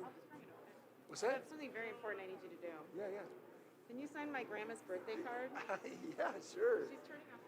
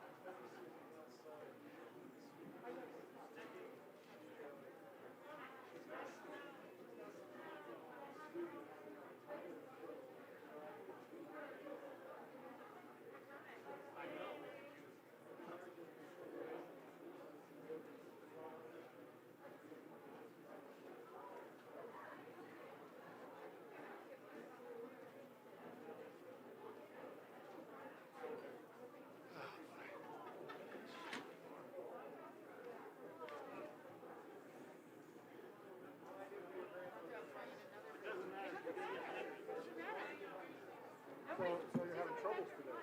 Trouble? Oh, yeah. God, man. It's like, I pulled out my bag and I'm like, is it a Monday for you? What's going on? I was like, yeah. I did that before. And I'm like, where's my computer? Like, I know. It's like, I have the, I know. I have the cord, you know, and then I can charge it, and I don't have the computer. Everything else I need to do. Today was almost Wednesday, so I woke up and four hands, and I run 12 calls, and I had like 3 messages, and like, initially, watching the snowstorm coming on. Yeah, well, I know. And then like steady, man. Yeah, I left pretty early. It started, you're in Denver, going up, yeah, because you're by, and it started there earlier. Yeah, it's gotta be worse there. Right around 1. Yeah, and it was like, and then, right, like, we were this Carlos Range, that was the worst part of the road, was all half thick ice. Really? But it was, is that because of April 1st? I guess it was so warm, right, how we melted when it first hit the asphalt. Yeah, we need it, but I tell you, I could have waited till 1. Yeah. 1 a.m.? Yeah, I got a meeting at 8 in the morning while up down. I'm like, I think I'm just go over, but I'm going to have to do it at 5. I don't know how to do it. I just got a text from my kid's school. They're coming to school tomorrow. They already did that. Well, they're saying here, what they say, anywhere from 4 to 12 inches. Yeah. Well, it's funny when I'm over to town. They basically stopped right outside of the airport. I looked at the map and you can see the snow. Yeah. It's supposed to be all tonight. Yeah, I think all the way till Thursday morning. It's like we live in Colorado, we live in Florida. No, this was summer. Oh, I gotta re-sign into something. Can you hand me that? Oh, yeah, yeah. Civic clerk I got kicked out. I'm feeling your charge, feeling some charge. No, that's fine. Let me just re-sign you there. Thanks. Every like, I keep clicking the thing, it doesn't sign me out, but it did. Okay, civic clerk isn't gonna kick you out. It's all right, I don't get to be on that, I got it all on there. Surprise you, man. Unfortunately, because I had to change my. Oh, thanks.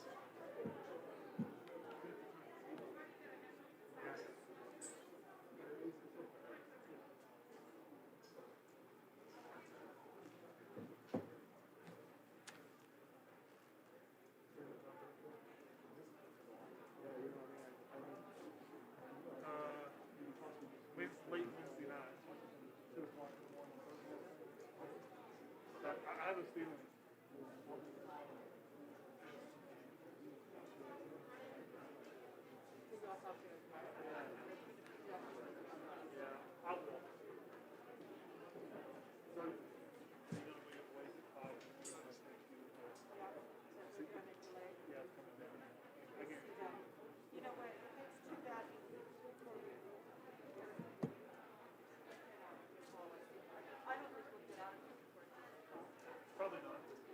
Well, maybe not, maybe not 30.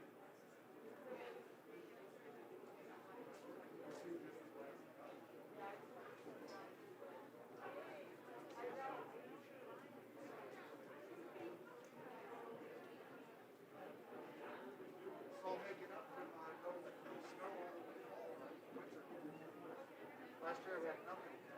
Make it up in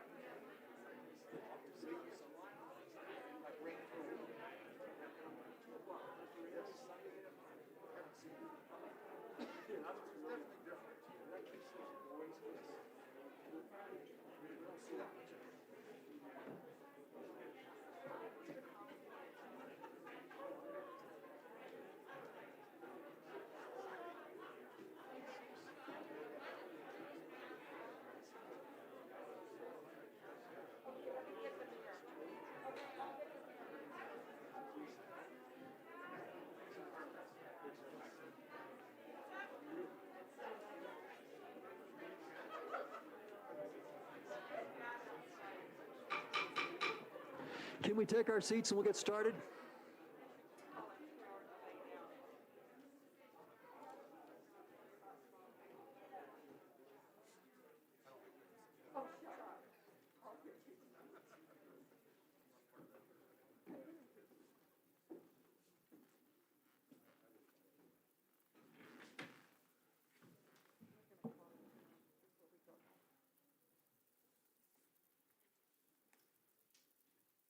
All right, thank you all. Okay, and now we will begin taking public comments. It's been suggested to me that 2 minutes would be appropriate. I did say 3 minutes earlier, so anyone who wants to speak, you do have 3 minutes. If you can keep it shorter, that would be appreciated. We have a number of people who'd like to speak tonight. If you've filled out a form, if you haven't filled a form and you want to speak, please get one from the city clerk or the assistant. Fill that out. Let's see, again, I guess the point, if someone has already spoken to a point that you support, if you could just say that you support that or make some sort of appropriate comment that you're endorsing the position, identify the speaker, and then if you have additional points to make, please go ahead and do so. But you can appreciate that this may get repetitive, and I don't think anybody wants to make it even drag on terribly long. So with that, City Clerk, who's our first person? The first person we have is Rick Berry. Mr. Berry?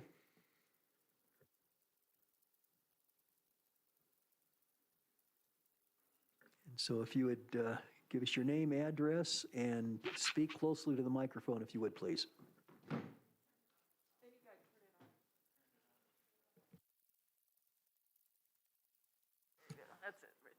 it's like magic. My name is Rick Berry. I live at 115 Rock Road here in Manitou. I was on city council at one point, so I'm a former council member. I was also president of the Economic Development Council here in Manitou Springs in the early 2000s. My wife and I were also founding members of the Business Improvement District. So after listening to Tim's presentation, I think the only thing he left out is that the land that could be built on is already leveled. There wouldn't be any native vegetation that would be disturbed in this construction.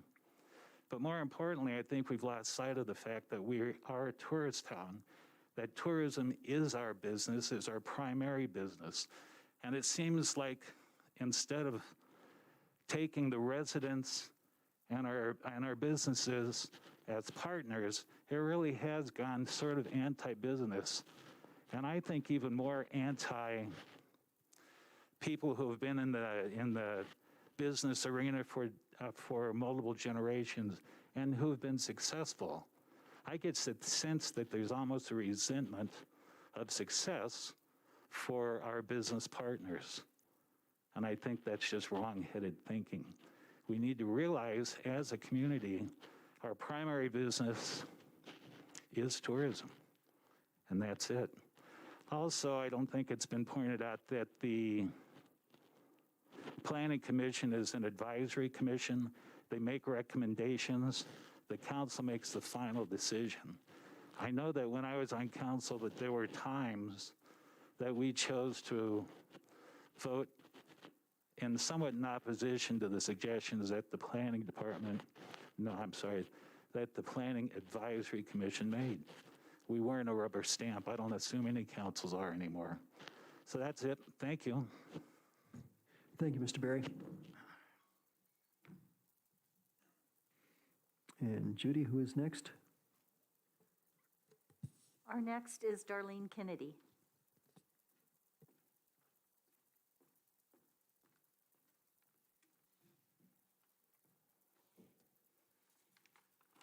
Thank you for allowing me to speak tonight. My name is Darlene Kennedy, and I live at 18 Villaloma, Manitou Springs. We all respect Mr. Hawes and his businesses in Manitou Springs, but this is not about Mr. Hawes.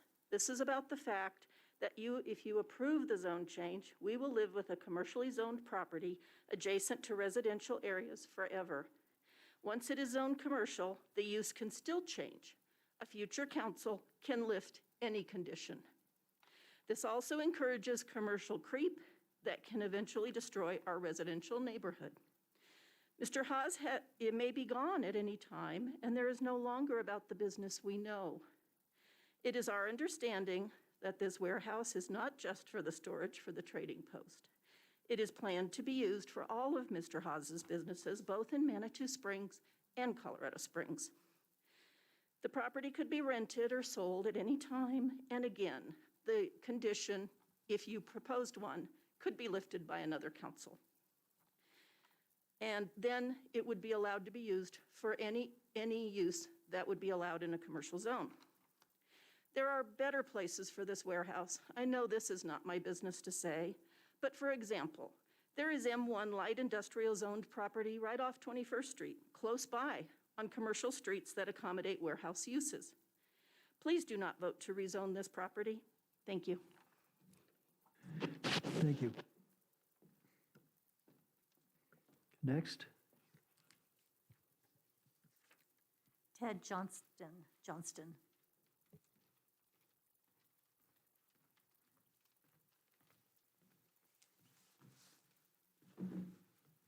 Good evening. My name is Ted Johnston. I live at 1903 West Kuchar Street in Old Colorado City, Colorado Springs, Colorado 80904. I'm the general manager of the COG Railway, and at times I feel like I live at 515 Rexton Avenue here in Manitou Springs. I just wanted to come tonight. I did submit a letter, which is in your packet, and here in support of Mr. Haas. Much like the COG, the Trading Post is a great business here in town.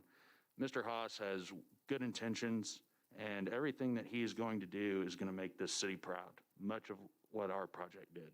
So I hope you consider this, and I hope you vote in favor of the rezoning. Thank you. Thank you.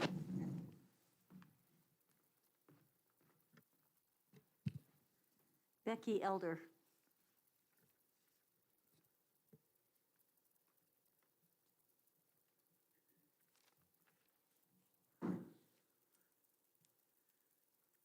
My name's Becky Elder, 313 Plainview Place. I want to thank you all for sitting where you are. I've done that. It's not always fun. I've been a business owner in Manitou Springs since 1985. I'm here in support of the Beckers Lane neighborhood. That neighborhood has been slammed and beaten up over the last couple of years, and I don't blame them for pushing against this. The neighborhood is a lane. It's a country lane. A sidewalk, I'm sorry, another sidewalk doesn't add anything to it.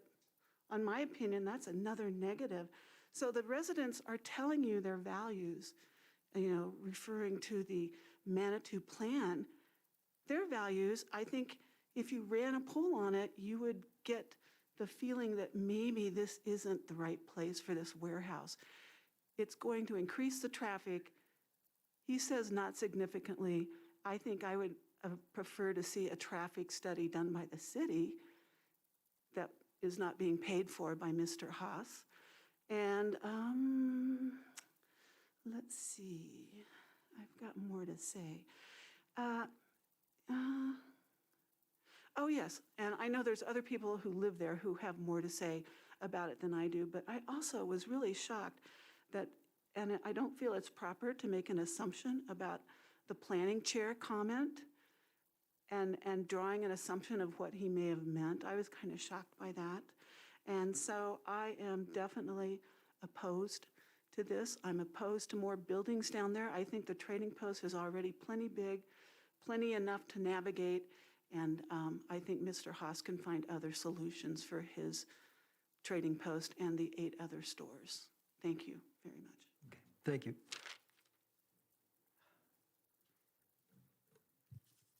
Chris Miller.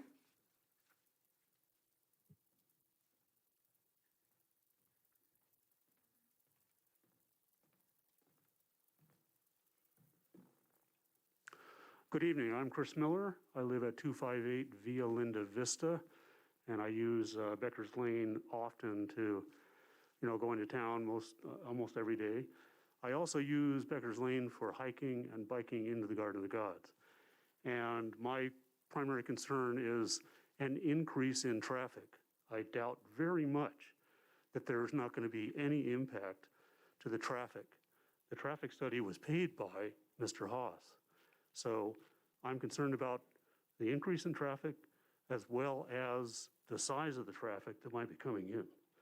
I'd also remind everybody that the neighborhood folks contribute to the tax base of Manitou Springs as well. So I'm very concerned about commercial creep, and I would encourage you to not approve this expansion. Thank you. Thank you.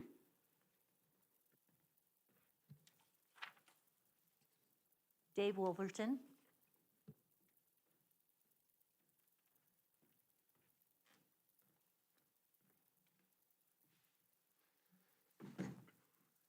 My name is Dave Wolverton. I live at 213 Pilot Knob. I'm a 33-year resident of Manitou Springs. I appreciate the comment that Mr. Haas made about putting a deed restriction on the property, but I can tell you as a guy that has experienced this firsthand with adjusting the rules for these commercial entities, and I want to cite an example of the storage units on Higginbotham Flats. As many of you know, that operates under a conditional use permit. And on that conditional use permit, it says nothing is supposed to be stored outside of that facility. And countless times there's been things stored outside of that facility. Now, code enforcement's gone up there and made them remove the things that were stored outside. But what happened since the storage units were built is it's gone through different ownership. One of the new owners came down here and got approved administratively a U-Haul franchise permit. So now they store U-Haul trucks up there outside. So the public process that occurred for the conditional use permit was basically thrown under the bus. Now, there's nothing that says that Mr. Haas can, in 5 years from now, decide he wakes up one morning and says, I don't want that deed restriction on my deed anymore. And he goes and he hires his lawyer and he takes that back off. I've just seen time and time again this kind of stuff happens. Now, we talk about Garden of the Gods. You know, when they took out the camera obscura and the hidden inn in exchange for building the new visitor center that was built on the east side of 30th Street, we said that's a fair exchange. Well, in the last year or so, they've built that giant parking lot now on the west side of 30th Street, really detracting from the park. So I'm really sensitive to the stuff that's on the peripheral of the park. So I'm here tonight to stand behind the Planning Commission's result and recommendation in their process. Thank you. Thank you.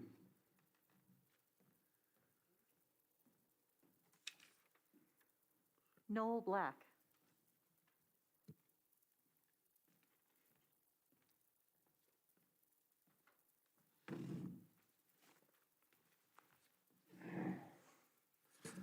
Noel Black, 40 Via Maria Teresia. Not even a few months ago, the residents of the Becker's Lane neighborhood and the Vias were at a meeting just like this, and we made it very clear that we weren't interested in rezoning a part of our neighborhood to accommodate what, in that request, was a high-density residential development at the eastern edge of town built by who? Some developer in the Broadmoor. Then just a few weeks ago, the entire city of Manitou rejected the addition of a third recreational marijuana store up on Higginbottom Flats being pushed by who? I think I saw his name once in the paper. Some weed dealer. Here's my point and my major problem with this proposal. No one from Garden of the Gods Trading Post bothered to step out into the neighborhood and knock on doors and say, hi, I'm your neighbor at the Garden of the Gods Trading Post. I'd like to build a warehouse and office space at the end of this street in our neighborhood. I think it can work out if we put our heads together and think about how we might improve our neighborhood collectively while we're at it. In other words, and I want to add the additional point of that the vast majority of the letters in the packet come from people who do not live in our neighborhood, that are in support of this.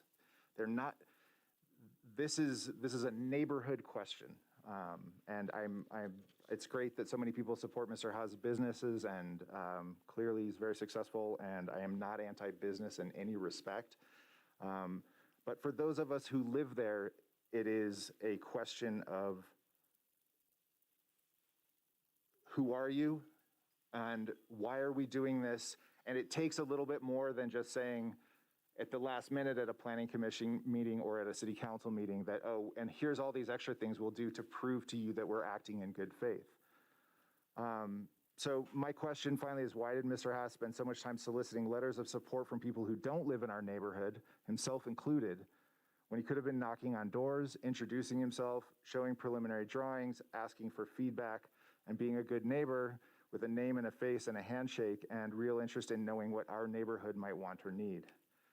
Had Mr. Haas done this, I might trust his promises. I am not against this proposal necessarily, but I just don't trust that he is in good faith going to be able to carry all of these things out, including the deed restrictions and, again, as others have mentioned, the matter of the traffic study that he paid for himself, and the assurance that the tenant of his property lives up the hill is coming out in support of this project. Not surprising. Thank you. Thank you. PK McPherson.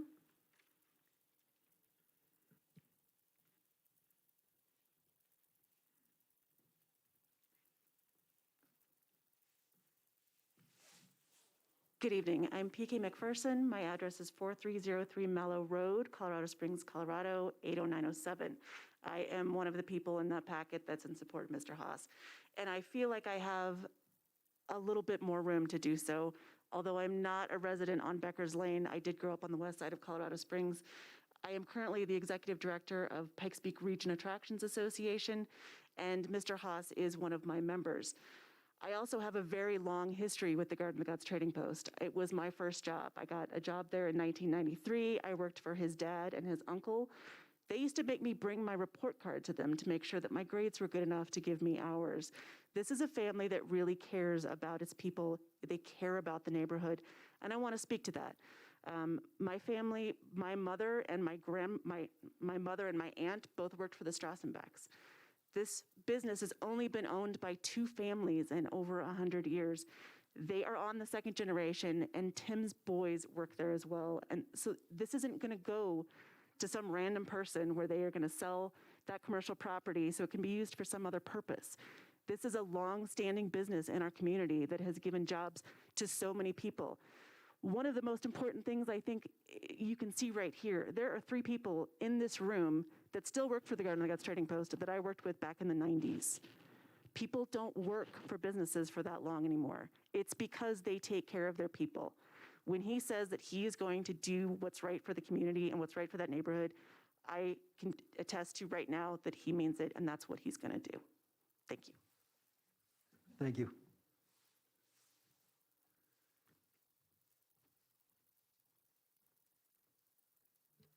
Charles J. Murphy.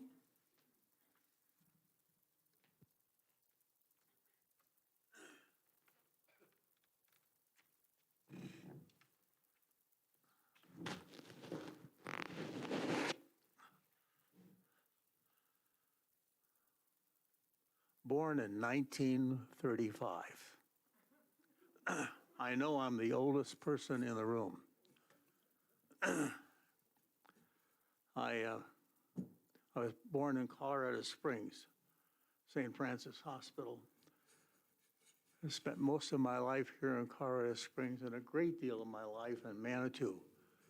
I've been building in Manitou Springs. Excuse me, sir, can you please state your name and your address? Yeah, Thank you. Charles Murphy,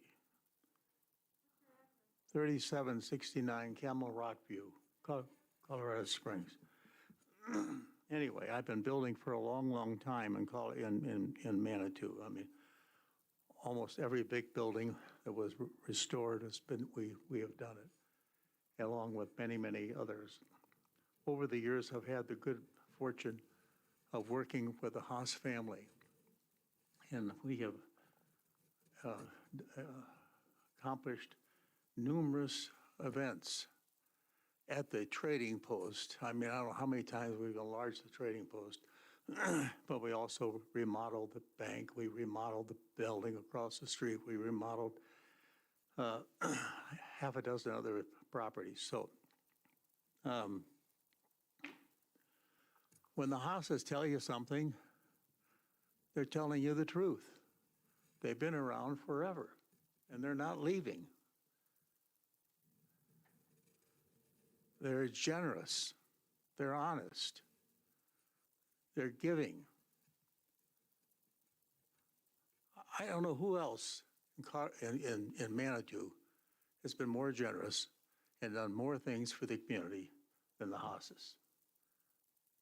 And everybody needs to think about that, what they've done and who they are and what they will continue to do. And what they do is right. I mean,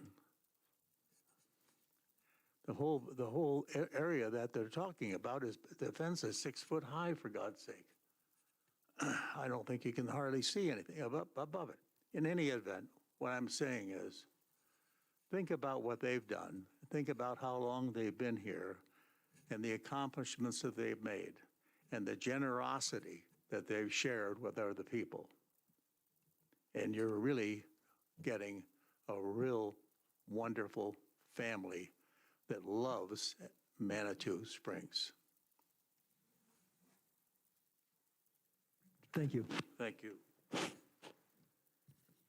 Richard Larson.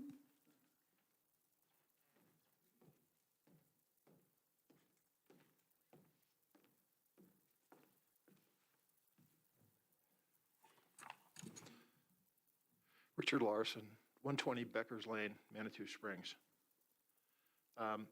You know, I've heard a lot of comments that reflect some of the things that I've considered speaking about tonight. But the one thing I want to address immediately is balancing the business needs, balancing the needs of businesses and visitors with those of full-time residents. You know, you don't have to be anti-business to be pro-resident. And I am pro-resident. I'm against the rezoning for a number of the reasons that we've already heard, zoning creep, but you know, one of the criteria that the Planning Commission used was how has the neighborhood changed since it was last rezoned?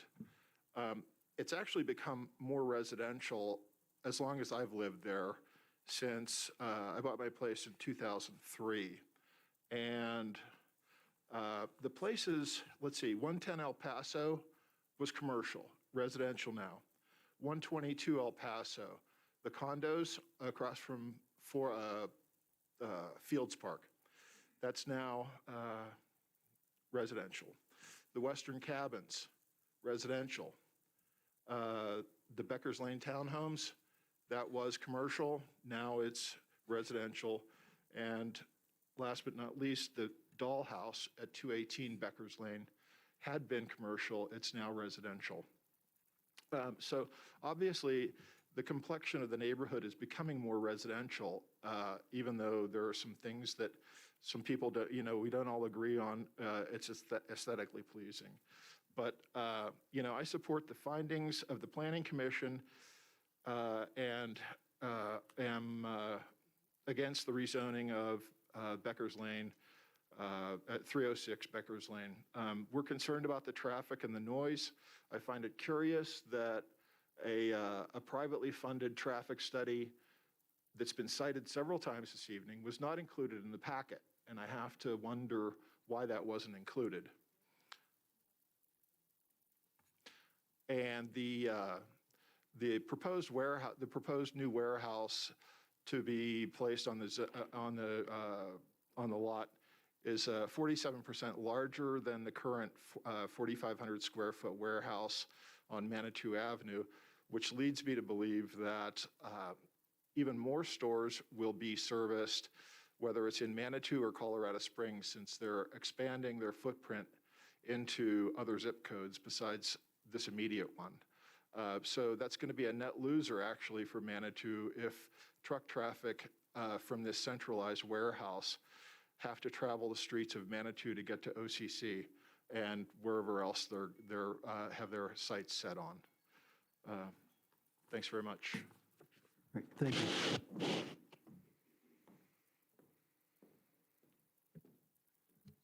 Our last one here is Deanna Stockham.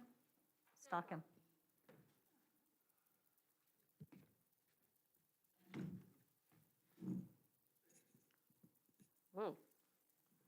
Hi, my name is Deborah Stockham. I live at 48 El Paso Boulevard, Manitou Springs, Colorado. Just to agree with the last speaker about, I still have a question about the warehouse, the property they have on Manitou Avenue. Why a company that big can't... Excuse me, can you get a little closer to the microphone, I'm sorry. please? Yeah. Just to, can't, is that better? Oh, boy. Is that working? Yeah, probably the mask, too. Anyway, the warehouse, I don't know why they can't develop that for their goals and keep that. I mean, that seems to be where a warehouse should be, on Manitou Avenue, not down at the edge of Becker's Lane. The other thing, when you talk about zoning creep, what I'm concerned about with zoning creep, if you approve this, okay, a property on Becker's Lane comes up for sale, and Adventures Out West buys the property. And then they're going to come to you and say, oh, well, you approve this rezoned this from low-density residential to commercial. We want to bring our business here on Becker's Lane. You know, and councils change a lot, people on council. So that's the zoning creep for commercial that I'm concerned about as a resident over there. We don't want Becker's Lane to become West Colorado Avenue and then have more commercialism encroach into the neighborhood. So that's why I would hope that, you know, you vote against this. And the first speaker, Rick Barry, I'd have to say, he made unless I misunderstood him, he made a comment that council's here to support tourism. Well, that's great, but I think council should be here to support their residents and their neighborhoods too, and find that balance. Thank you. Thank you. And Judy, I get that was the last one we had? Okay, so I guess last call. Is there anyone here who wants to speak to this tonight? All right. I'm sorry. Sally?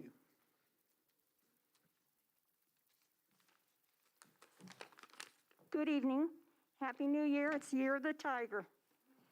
I was reading in the newspaper last week. Sally, can you give us your name and address, please? Thank you. Sally Fitzgerald, 143 Deer Path Avenue. I was reading in the newspaper last week that Andy's Meat Market has been in business 70 years and has closed. El Taco Ray, 45 years. That is what makes Manitou so beautiful. We have no chains. We have no warehouses. Now, one person wants a warehouse in our town. What if every business in this town wanted to have a warehouse? Would we have a town of warehouses? I just want to ask, when is enough enough? Thank you for your time. Okay, thank you. Thank you. All right, anybody else? In the back there, please. Well, and also, if you could later after the meeting or get with the city clerk and fill out one of those forms, please, just in case you need your contact information. Okay. My name is Kathy Eanes. I live on 308 Plainview Place, Manitou Springs, Colorado. I'm an avid bicyclist and hiker in the Garden of the Gods. And anybody who knows that entrance knows that it's, at the present moment, pretty quiet. I do not agree that a presentable traffic study was done, because if a warehouse is being created that is going to now have 7 to 8 stores of goods located right there, it's going to change traffic compared to what it is.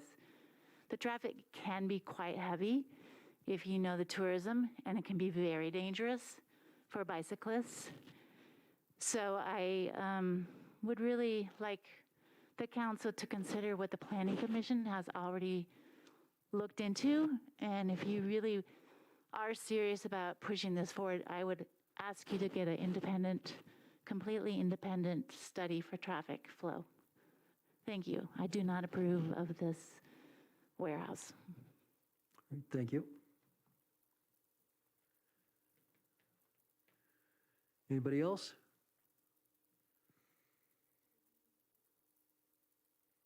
Okay, hearing none, I would invite the applicant to take the microphone again, please.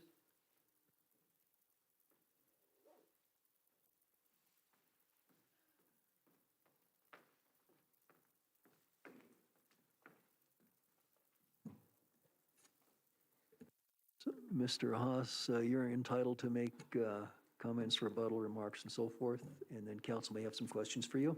Okay, thank you very much. If it's permitted, I have a question to begin for Mr. Parker, and that would be, is it typical in the application process that the applicant pays for a required traffic study? Well, the city's requirements are that the applicant provide the study and the applicant pay for it. And so ultimately, it's up to the city council to, hear comments about the study and judge the study for its, use its own judgment as to how accurate the study is and whether the study's properly done and provides good information or not. Okay, thank you. But typically an applicant does pay for the study during this process. So when typically I'm going to answer that with what the city's requirement is, and the city's requirement is that the applicant provide the study and the applicant pay for it. Okay, thank you. I just wanted to make that clear that we were not and are not doing anything atypical. We were doing what was required in the application. I would also like to mention that in that study that we were required to do, along with counts we've done on our own, believe them or not, 5% of the total traffic on Becker's Lane is attributable to the trading post. That's it, 5%. An imperceptible change on 5% of the total volume, you won't notice. I'm sorry I didn't have time to go knock on everybody's door. We did invite every person on Becker's Lane plus a 500-foot radius of the proposed site. So again, we tried to reach out and be transparent through the whole process and include as many people as we could. There was a mention about, well, why not put this warehouse somewhere else? The reason we spent the time trying to explain the workflow of where merchandise comes in, where it's stored, how it's transferred, is that this isn't a simple process. And if $7 out of $10 that's generated comes from the trading post, yes, in fact, putting this here will reduce traffic.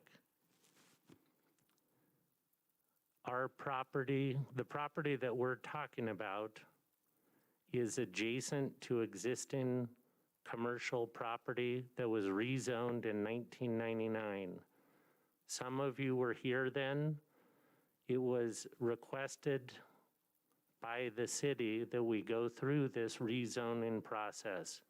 We did our absolute best in a complicated situation that included realigning Becker's Lane to identify what properties made sense to become commercial.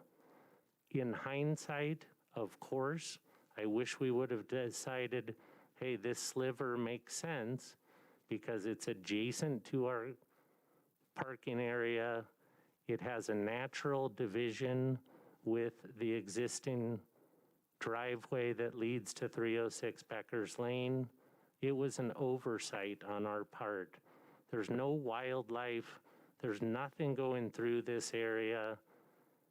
We have intentionally maintained a buffer over the years and not developed or sold lots close to the trading post to keep it unique. I don't want to put a house right next to it.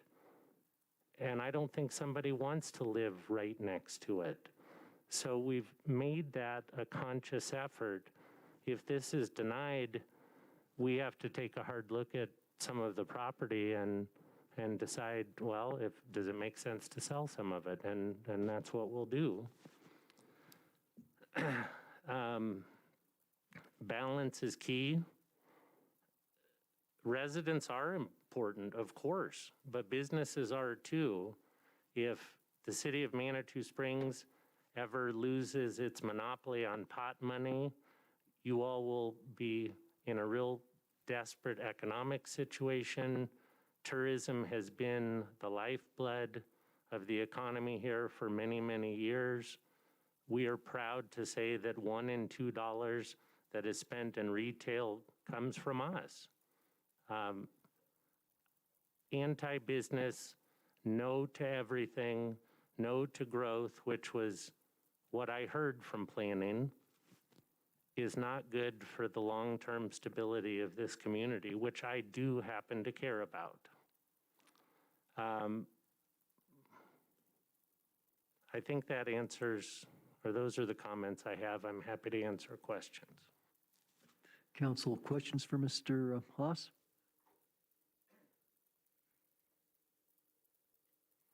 Okay, I see none. Okay, thank you, Mr. Haas. We appreciate your time. Thank you.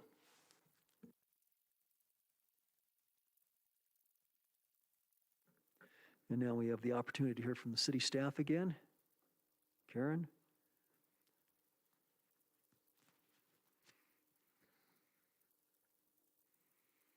I guess first, Karen, if there's anything you would like to clarify or whatnot, and then we may have some questions for you.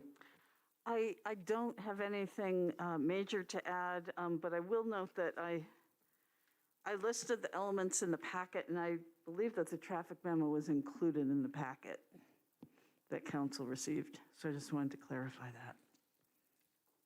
Okay. Yeah, it seems like I remember seeing it. It's part of a number of other things. It's page 35 of the 79-page document. So yes, it is in there. Council, then, do you have questions for Karen or for Mr. Parker? Mayor, may I make a quick statement just to clarify something? Absolutely. Yeah, I appreciate that. And so, I was quoted in the applicant's presentation. So when I'm quoted in a presentation, I want to make sure that everybody understands my position. I was basically asked to clarify statements made to the applicant by city planning staff to make sure that they're accurate and that Mr. Haas was basically being provided information from city planning staff that was basically legally accurate. So that's where my statements came from. They were not intended to be legal advice to Mr. Haas, and they certainly were not intended to express any opinion by me in favor of or against Mr. Haas's application or supporting any of the proposals he has regarding conditions or restrictions on the application. I just want to make sure I was giving clear advice for the city from city planning staff that was accurate, just for the record. Thank you. Clarification never hurts. Thanks. We appreciate that. Questions for Karen? Okay, I guess not. Thank you, Karen. Okay, really, that pretty much ends this portion of the item for the consideration. The next agenda item really is consideration of the ordinance for the rezoning. So if there is no objection, we will go ahead and move to that next item. Mayor, just to be clear, Yes, sir. Close the public hearing too. So we're Right. Okay, so I will close the public hearing then, and we will move on. This first reading of ordinance number 0322, an ordinance regarding the rezoning of 306, 324 Becker's Lane from low-density residential to commercial. And of course, this is continuation of the subject we've been hearing on. So Karen? I really don't have anything to add to this, except to just reiterate that the ordinance is included to codify the proposed rezoning if it's approved, and will be part of the second reading and public hearing at the next subsequent meeting. So just would refer council to the staff report from the first item related to this action, and happy to address any further questions. Great, thank you. Council, questions for Karen? And Mayor, may I add another comment just to Certainly. be clear? I usually talking more than I usually do, so I apologize. The draft ordinance, just to note, does not include the recommended conditions from planning staff.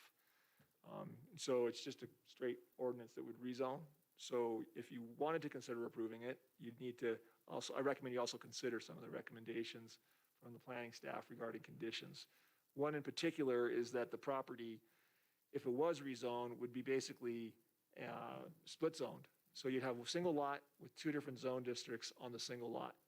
That's never something I recommend, and that's why there's a condition I think staff recommended, which is that there would be a condition that the lot be subdivided and replatted so that there is no split zoning on the lot.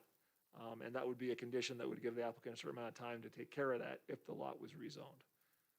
Just want to make sure you were aware of that in the packet from planning staff. That's helpful, thank you, You're yes.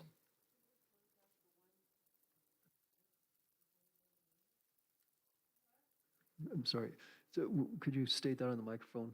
Sorry, shouldn't we close out item G3 first before we go to the ordinance? Well, okay, the thing G3, really, there's no action to take. It's really, the nuts and bolts of this is, do we approve an ordinance that rezones that property? So my understanding is you're doing item G3 as the public hearing, and then you basically close the public hearing, and now you're moving on to consider the ordinance that basically would accomplish what the public hearing addressed, and you can have your discussion regarding what you heard at the public hearing when you're considering the ordinance. Okay, so really, we're in the deliberation and discussion phase, council, so we have comments, discussion? Mr. Shada. Just procedurally, I just need to be, I think for, and especially everybody here, where are we now? We suddenly have now skipped down to I'm sorry, we're on H2? H2, yeah. Oh, okay. No, okay, I'm sorry, and just to clarify again, item H1, we had moved up, and we just took care of that right after the consent calendar. So. Okay, so I have another question. Sure.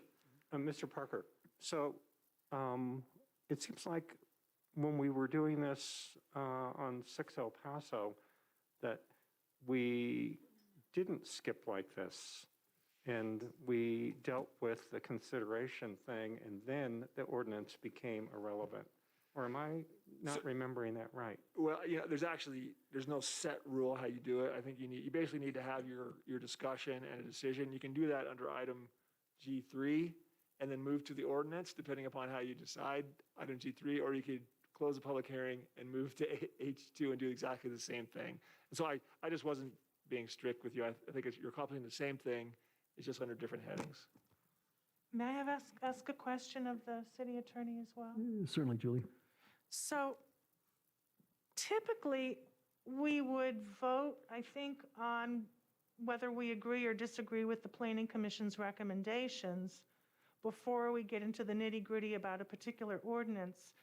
And so I'd like to propose that we do it that way, just like we do with 6 El Paso and lots of other things, before we get into the nitty-gritty of an ordinance.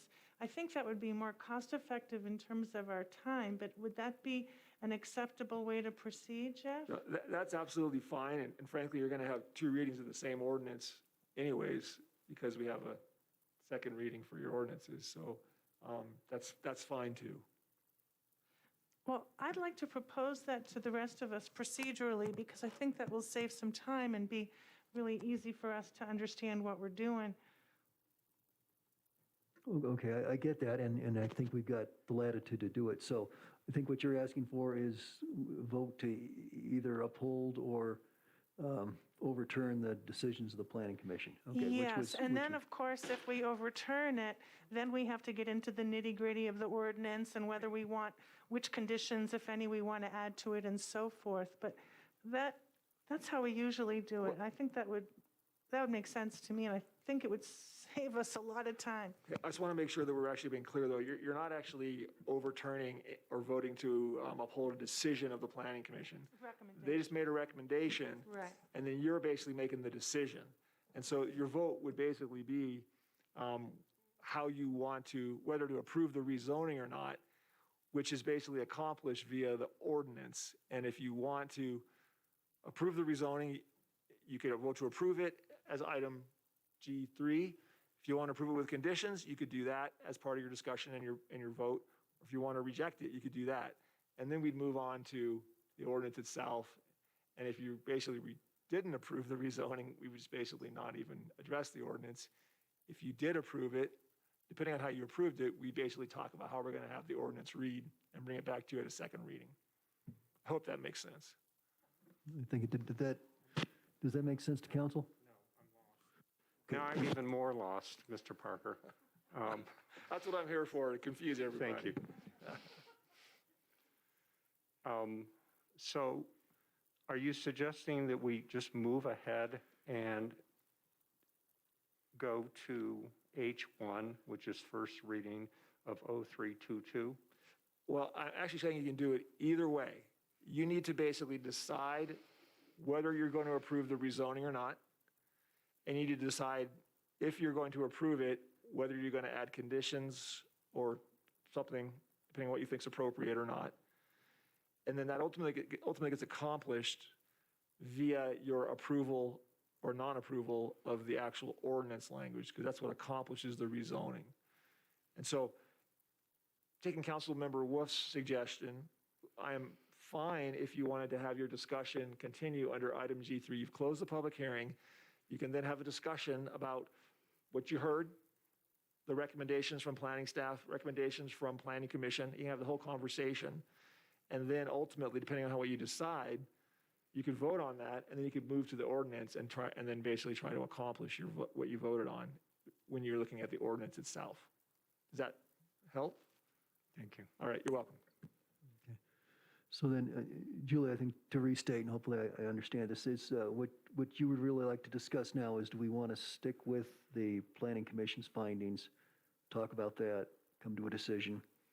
And if we uphold the Planning Commission's decision, then we Their basically... recommendation, because I got in Recommendation, trouble excuse for saying that word decision, and Jeff is right. me. Okay. Yes. Okay, thank you. Yeah, And then- so kind of like we did with El Paso, where we deliberate on not just the Planning Commission's recommendations, but like Jeff said, on the whole 9 yards. Consider the public input, consider the oodles of emails we've received, consider the staff report, consider the Planning Commission recommendations, everything.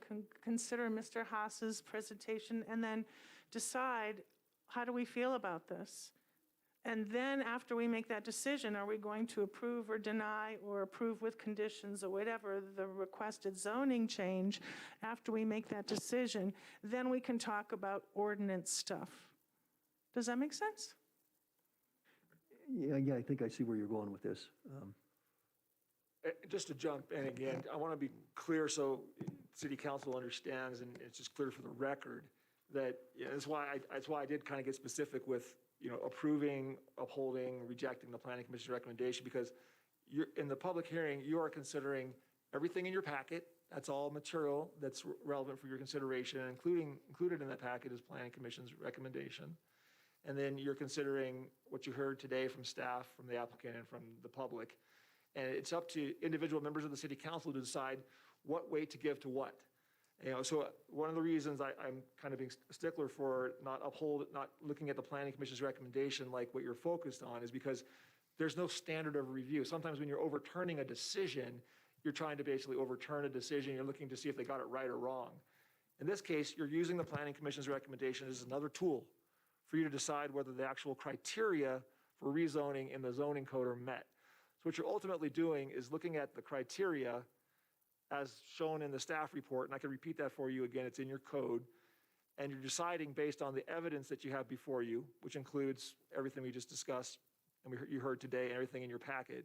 You're deciding whether, based on those facts and that information, those criteria warrant a rezoning of the property. Okay, Councilor Chandler, please. After the 6 El Paso hearing, council voted on the rezoning issue. So what I think I'm hearing is that we can, at this point, before we proceed to an ordinance, actually vote not on the whether we support the Planning Commission recommendations or not, but if we actually are voting for or against this zoning change. Because if we're voting for that, then that will determine how we proceed with the ordinance. Yeah, that's accurate. Correct. So I think then council's desire is to discuss whether or not we want to zone or to approve the rezoning, and then depending on that, we'll consider an ordinance. Is that? Stay on G3. Okay. So that's council's intent? It looks like we're getting head nods. Okay. All right. Well, in that case, let's talk a little bit here. We could just go around the table and take the temperature and see what we want to do, or if somebody wants to open. Okay, Nancy? I think that this is a good design. I want to support this because it's a good, well-designed for the site. It's been part of the community for a long time. I think that a lot of the arguments against it are fear-based. I think development is not inherently evil. It just needs to be managed. And I think that this does that. The management addressed most of the community's concerns very well. I believe that the current owners want to do what's best for the community. It's certainly not in their interest to be against the community in any way. And my concern is that we'll get something even that the community is less happy about across the street or in the currently where they want to put it now in low-density residential. So, however, I can't support it, primarily because the Planning Commission said unanimously we're recommended against it. It is in my ward, and my ward seems to have spoken almost unanimously, not entirely, because those who voted or those who emailed us in support of it had very good, very well-reasoned argument for it. I don't believe the Garden of the Gods entrance should be further commercialized. And housing is a very critical need, as I stated earlier in this meeting. And so I'm not crazy about rezoning anything from residential to commercial at this point in time. Thank you. Thank you, Nancy. Someone like to go next? Julie?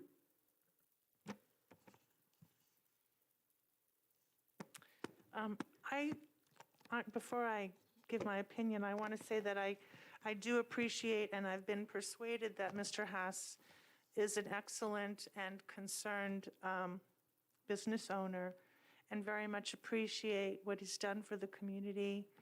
I think it's adorable that he required his employees to show that they had good report cards and that kind of thing. But in our code, we're supposed to decide what's in the best interest of the community. And so I looked at 1805010. You know, I like to read the code. And it says that zoning is appropriate in certain situations, the first of which is public necessity, and I've not heard any real necessity. The other is for safety. It doesn't sound like we'll have more safety if we have this. Possibly, probably less in terms of more vehicles. General welfare, I haven't heard anything that the general welfare of our community requires another warehouse at the end of a residential street. And then the catch-all phrase that it ends with is, or if it's determined that good zoning practices justify the change. So I don't feel like this really meets our criteria. That was step one of the criteria before you get to that list of other considerations that Karen had on the board. I'm also sensitive to the fact, and there was some reference to it with one of the speakers, that this area has become more and more and more residential. And we're supposed to not reverse a trend according to the third criteria on Karen's list. And so we would be violating that requirement if we were to accept this, because there have been, 4, 5, 6 commercial properties on that street that have been already rezoned to residential. And I also appreciate, as a former Planning Commission member of 10 years, how unusual and how difficult it is to get a unanimous vote from Planning Commission on something like this. The Planning Commission is a very diverse group of people represents the community well. We've got progressives, we've got libertarians, we've got everybody. And for them to all coalesce and mutually unanimously agree that this is not appropriate, to me, is quite significant. Thank you. Thank you, Julie. Natalie? I had the exact same list here, public necessity, and I went down the checklist. And I also came to a similar conclusion that even though I believe that the Haas family has done everything they can to make this work in this particular place, in this particular location, but I do believe there are other options. And so I just couldn't make that rezone fit the criteria we have to work with. And I do also, 7-0, it's legitimate. So I do think that we have to, when we empower our commissions to help us make decisions, I think we have to then return that and acknowledge their work and time that they put into this. But I also agree, I am not anti-business. I do not believe that just not supporting this rezone means that we are not supporting and cannot support this organization in other ways in the future. And so I just wanted to point that out. Thank you.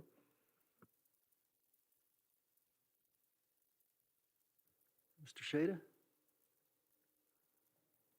Or do you want a moment? Do you want to think a moment, maybe? Yes. Okay, all right. Judith, would you like to comment? I think the comments thus far have been outstanding and really relevant. I don't have anything else to add. Thank you. Okay, and I guess just for my clarification, you would be inclined to be consistent with the Planning Commission Yes. and not rezone, okay. You have a chance to think?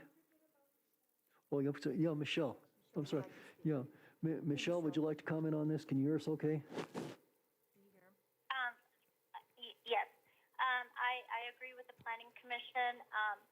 I align with Natalie, both with what Natalie said and Julie said. I am not pro-business.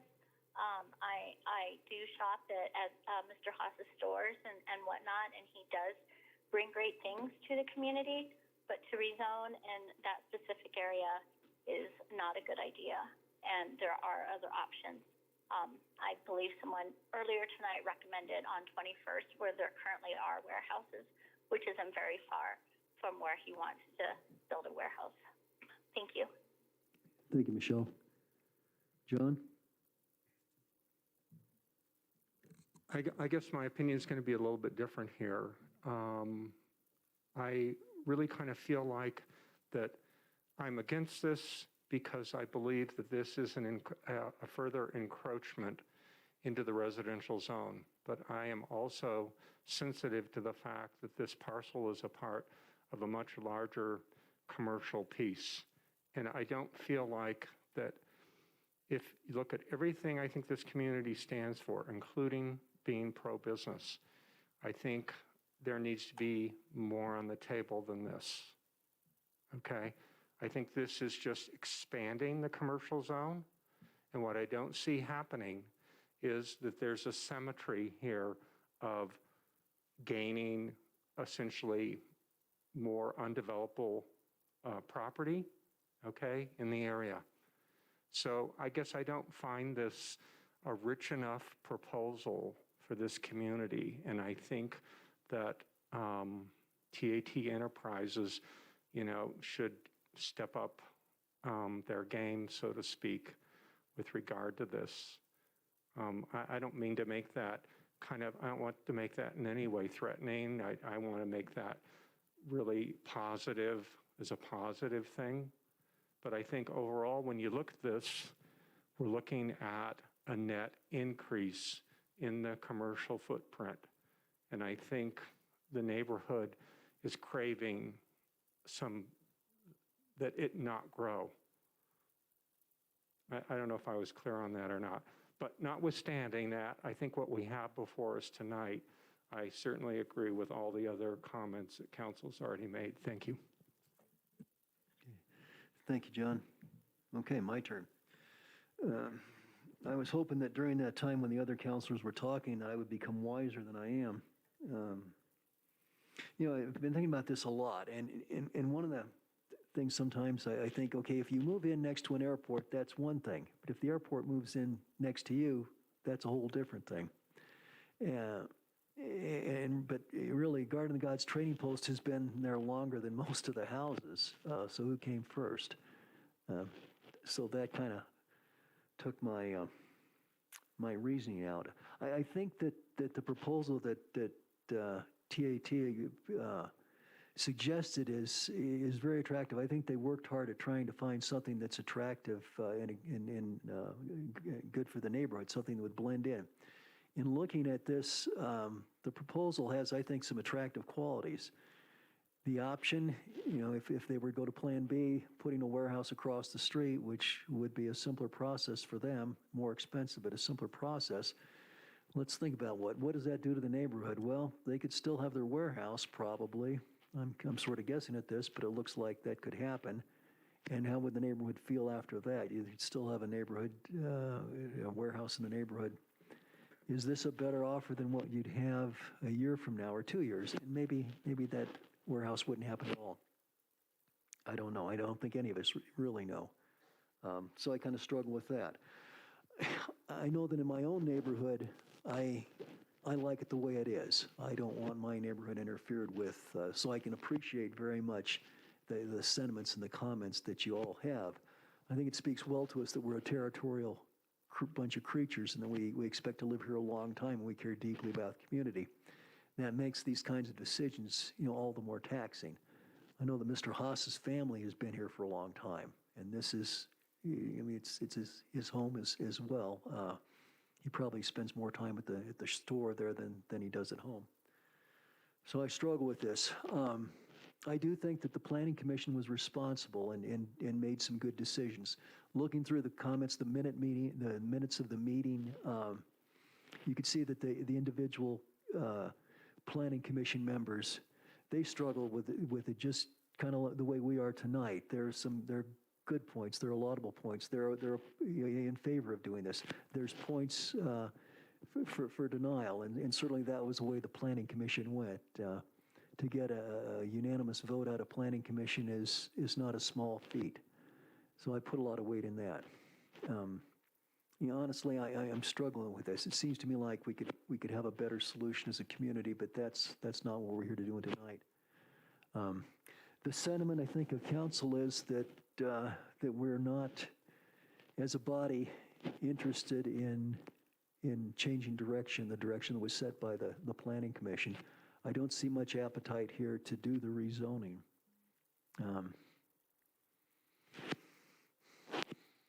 My comments. Judith, please.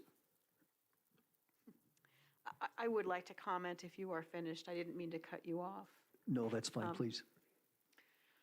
I've been very careful not to comment this evening, but I really think it's important to say that I learned so much through this process. I'm very diligent about reading the packet. This issue I read 3 times. I went to the code. I went to Plan Manitou. I needed to do my due diligence on this because I live on Becker's Lane, and I had to separate, where I live from the issue at hand. And the first thing I want to say is I learned an awful lot about Mr. Tim Haas. I was thoroughly impressed by the letters that your employees sent in. And I learned a lot about you as a human being and an employer and a business owner here in town. And so what I had to do was peel an onion because what it came down to me for, it wasn't where I lived. It really wasn't even about the traffic. It wasn't about a lot, I realized that these things, are issues and they're important to you. But when I peeled all that away, the bottom line is it came down to rezoning a low-density residential plot to commercial. And once you do that, you do not go back. And while I appreciate, all of the, the conditional uses that Mr. Haas was willing to put on this, at the end of the day, those can change. They can change tomorrow. They can change with the next council. And I think bottom line is it came down to really what Julie Wolf was saying is when you read our code, Our job as your elected officials are to stand by the letter of that code and ask ourselves, are we protecting the health, safety, and welfare of our residents?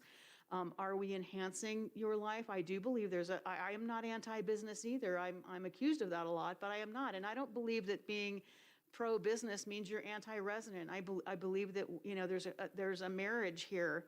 I think that this particular area of town has been pretty hard hit with some new changes. But that said, to me, it came down to that one piece, and I just want you all to know that I really am impressed with this council, because I know that this was a really, really hard decision for all of us to make, and I believe that everyone on this council really did their due diligence on this issue. That's all I have to say. Thank you. Thank you. I'd like to make a motion, Please, okay? unless, do you want to talk more? I don't want to. No, I'm fine, thank you. I move we deny the zoning change. I'll second. Okay, so we have a motion and a second to deny the zoning change. And that would keep us consistent with the direction of the Planning Commission, just to be clear. Mayor, may I make one comment? Please, Mr. Like, just to Parker. make sure that when everybody's voting on this motion, that they are voting on the motion based on the criteria in section 18.05.080. We've had it on the presentations, we've talked a lot about it, but I just want to refocus and make sure that when the motion's made, for the record, that people are voting based upon the application of what they heard at the public hearing to the criteria in section 18.05.080. Just for the record. Do you want that restated, Jeff, or No, that's are you fine. comfortable No, with? that's fine. Yeah, as long as it's, Okay. nobody here has any concerns or questions that they're voting on any other criteria. I'll just, for the record, if anybody does have any concerns that they're voting based on any other criteria, please let me know before you vote. Okay, does anyone need to discuss this anymore, or advise Mr. Parker of anything? Okay. Great, no, thank you. All right, great, thank you. Okay, so we have a motion, a second, to uphold the decision of the Planning Commission, or to, excuse me, the recommendation. I just want to make sure, you're basically, I'm not sure that was the actual motion. Let's be clear what the motion was. Yeah, Okay. Julie, if you'd Should I start restate it. over? Yeah, Because please. I did do a good job. I was being lazy. Okay, so I move to deny the zoning request pursuant to 18.05.010 of our code, which requires a finding that there is a public necessity or safety or general welfare or good zoning practices to justify a zoning change.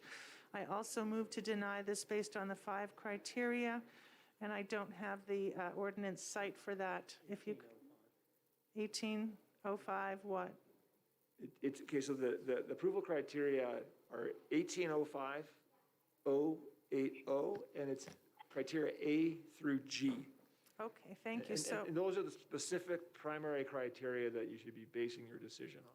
Okay, so thank you. So pursuant to 18.05.080 and all the subsections in there, I find that the zoning request should be denied. I will second. Okay, very good. Any further discussion, Council? Is that adequate, Jeff? Yeah, Did I that's do good. it right? Yeah, thank you. Okay. Thank you. And I'm not trying to be picky, I just want to No, make no, sure no. we're I appreciate it. Yeah, clear. thank you. No. Any further discussion, Council? Okay, let's vote. All in favor, say aye. Aye. Wait. Sorry, all in favor of the motion, say aye. Aye. Aye, okay, all opposed? Okay, thank you, motion passes 6-1. And I'm a little bit ambivalent, so, okay, thank you, Council, this is not a particularly easy one. Great, thank you all, I appreciate the time and your interest in hanging in there. Travel safely, go home and get warm. Request for a 5-minute break, let's break for 5 minutes.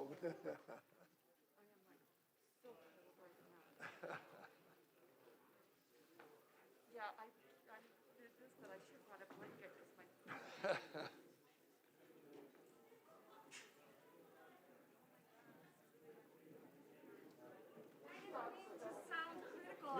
No, you weren't, no, it's good. You set me right. I just want this to be done see, right. here's the thing, like, I appreciate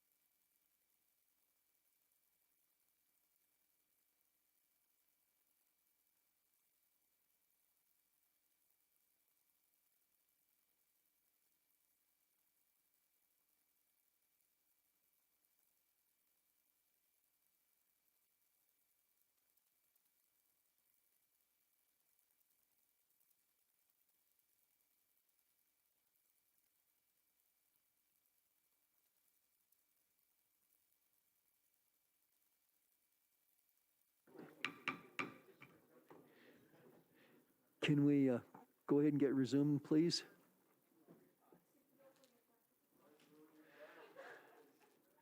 Thanks, everybody.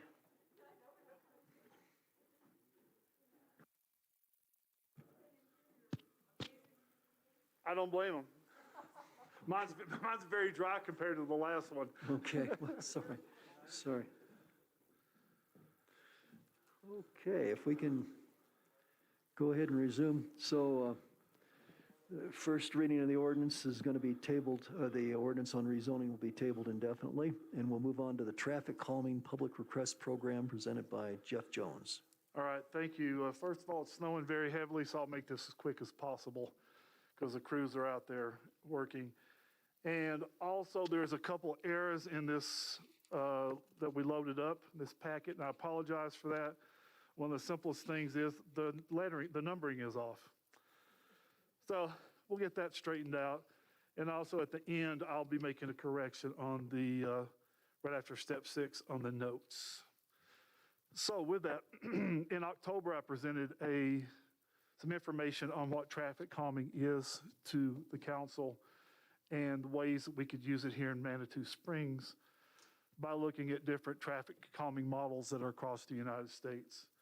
At that time, the council was very receptive to that and asked that I defined it just a little bit and maybe get a form that people could fill out and some of the steps and then how the process would work. So it's real simple to do. Just did a little bit of research and listed a few of the common practices used for traffic calming. So the purpose of this, obviously, as I said, is to introduce and recommend a program that offers an avenue for the public to use to submit requests for traffic calming in their neighborhoods. If this is approved with or without corrections, we can certainly do corrections. It would try to take effect in March of this year.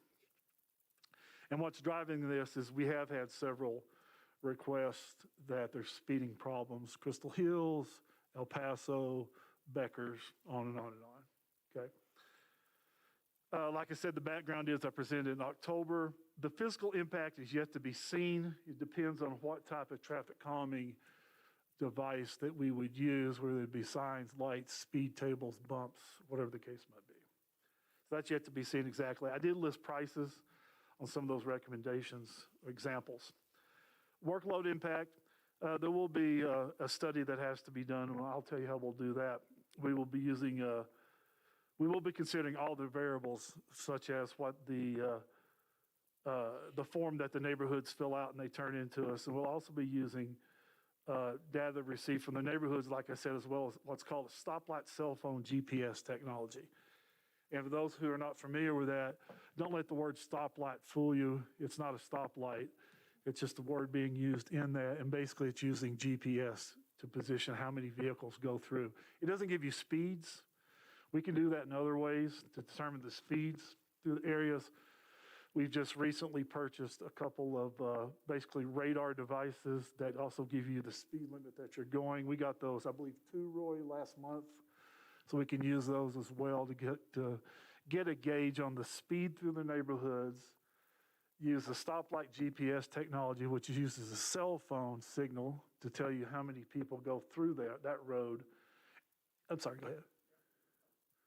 So that's a measurement device you're talking about? Correct, So it's just, you put it out, you deploy it out there, and then it measures it? So the GPS, absolutely, it will tell you how. No, I think you said the radar device, right? I'm sorry, yeah, the radar device. I'm sorry, thank you for bringing that up. It is a deployed device that'll be out there that tells you your speed. I don't know if you've ever been on a military installation, but those tell you your speed, and then it also records how fast you're going. So you can gather that data off of that, and it'll over a period of time, and you can compare what the average speed is through there compared to what the posted speed is. I guess from a scientific standpoint, can we deploy it so that the public does not see their speed so that we can get a baseline? That's a good question. I'm not sure on this model you can do that. There's a certain principle in science that when you start showing data like this, now you start changing behavior. And so what I'm trying to figure out is, can we get a baseline first by putting something up in front of it so that people, they're not getting that feedback.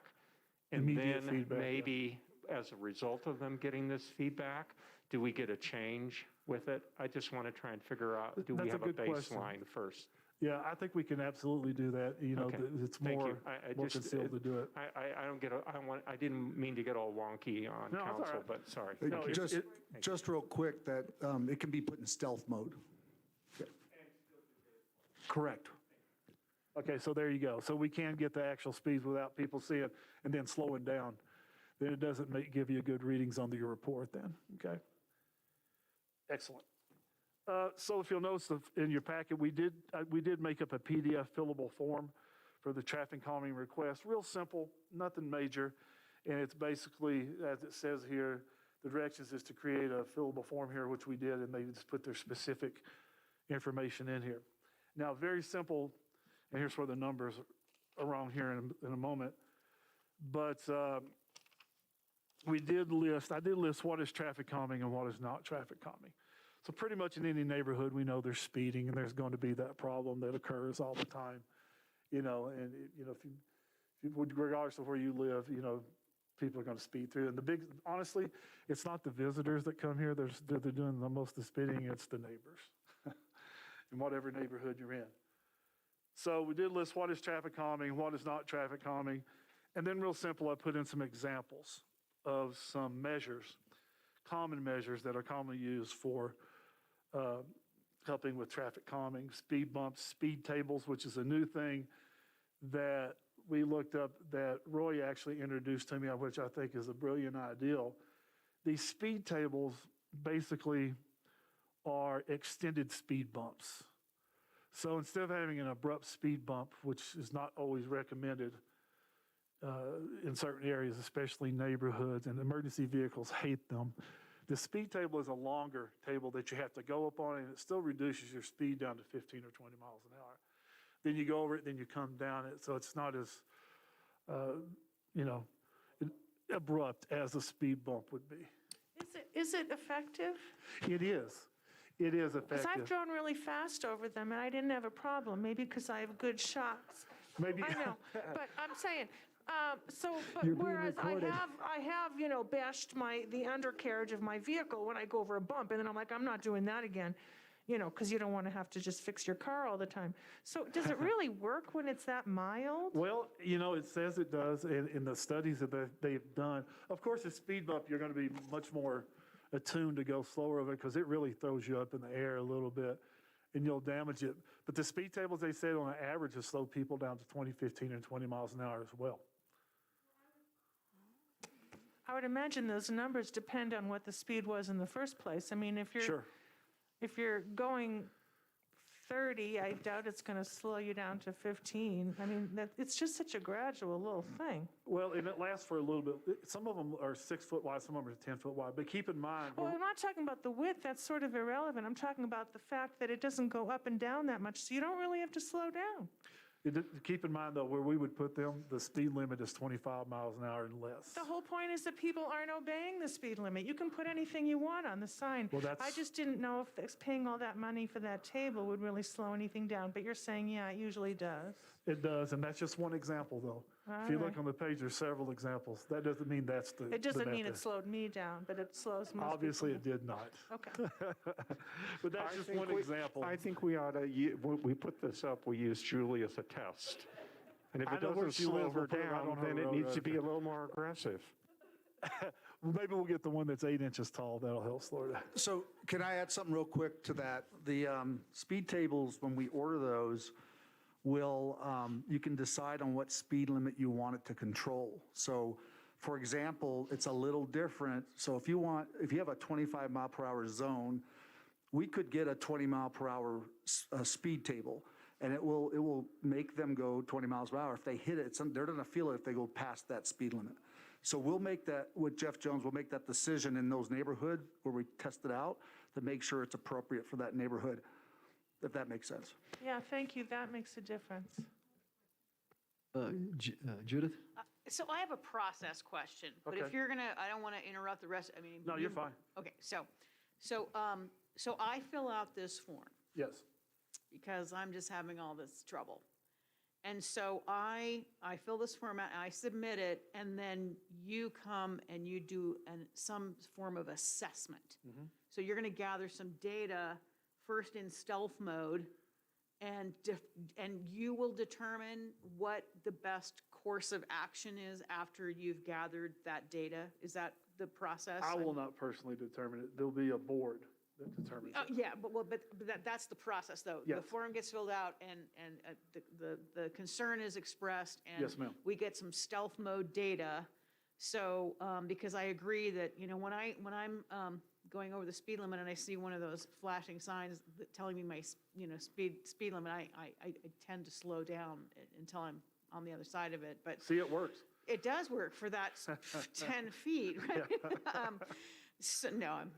Anyway, but so then you're going to gather that data. That data is going to be gathered, and then a determination is going to be made on the best process to control it. And then Yes. you'll come back and say, based on our data, we decided that a 25-mile-an-hour speed hump is the solution to this problem, and that's what we're going to deploy. Basically, yes. Okay. That's all Absolutely. okay. Jo- Got it. But Got it. you are requiring neighborhood participation? Yeah, right? it's So- in the packet. The okay. step-by-step explains that up front, that we're also going to listen to the neighbors and what they have to say about it as well. But the purpose of doing the data collection ourselves is that sometimes people exaggerate, and we understand that. You want it to be nice and calm in your own neighborhood, but you also want to take consideration of what they're requesting too. So we do both, and we look at all the data that we get from them, the request, and then our stealth data and everything else, and then we determine what's the best method to go forward with. Because we want to help everybody to have a nice, quiet neighborhood as well. And speeding can be a problem. I live up in Crystal Hills, so I know people that come down that one side are just whizzing down the hill, and that's a problem over there. So, as well as El Paso and Becker. So, but yeah, that's exactly what we would do. Then we'd come back with a determination. And as you can see, and I don't want to read all these to you, but there is steps for them to go through, the people who are on a block. Talk to their neighbors, hold a meeting, define the problem, make sure that we put 51% on there that agree that there is a problem. So the majority that live in that block or that neighborhood say, you know what, we really do have a problem here with the speeding. And this is what we would like to request that you do. If you could do a study, that would be awesome to help us out. So, and then at the end, of course, they turn in their form request. And then the follow-up, the note that I have at the end, and there is one correction on it, it says the Traffic Safety Board, and that's what we're calling it. And that's not etched in stone. We could call it something else. Will consist of a board member that's actually appointed by the deputy city administrator. And we would like it possibly to be a transportation parking board member to be on that if possible. There'd be myself, Public Works Director, Dole Grumenick, the city engineer, police department officer, and the finance director. And the reason we've got such a collective group of folks is we thought it was important, first of all, to have people from different departments that might have some play in this, the finance director, to see if it's feasible as far as monies. So we could figure out the cost effect on the city's budget. Plus, we like Becca. So, now, like I said, this board will consider all data received from the neighborhood as well as data received from the stoplight, cell phone, GPS technology, and other devices regarding traffic calming requests. Then we'll have all the findings will be presented to the petitioning neighborhood within 30 calendar days of submittal. Implementation of approved traffic calming requests could take up to 6 months to implement due to budget and staffing constraints. And the reason we said 6 months versus 2 months or 3 months is that we don't want to overpromise and underdeliver. So we wanted to maybe underpromise a little bit and overdeliver if we can for the folks, so they understand it. And that's basically, it's a pretty simple process. We have a board of folks from different places that look at it, and we try to help out their neighborhoods if they feel they have a problem with speeding. Pretty simple. So with that, I will take any questions you may have. Judith? I have one more process question. So say I have a problem in my neighborhood and I get 51% of my neighborhood says, yes, this is a problem.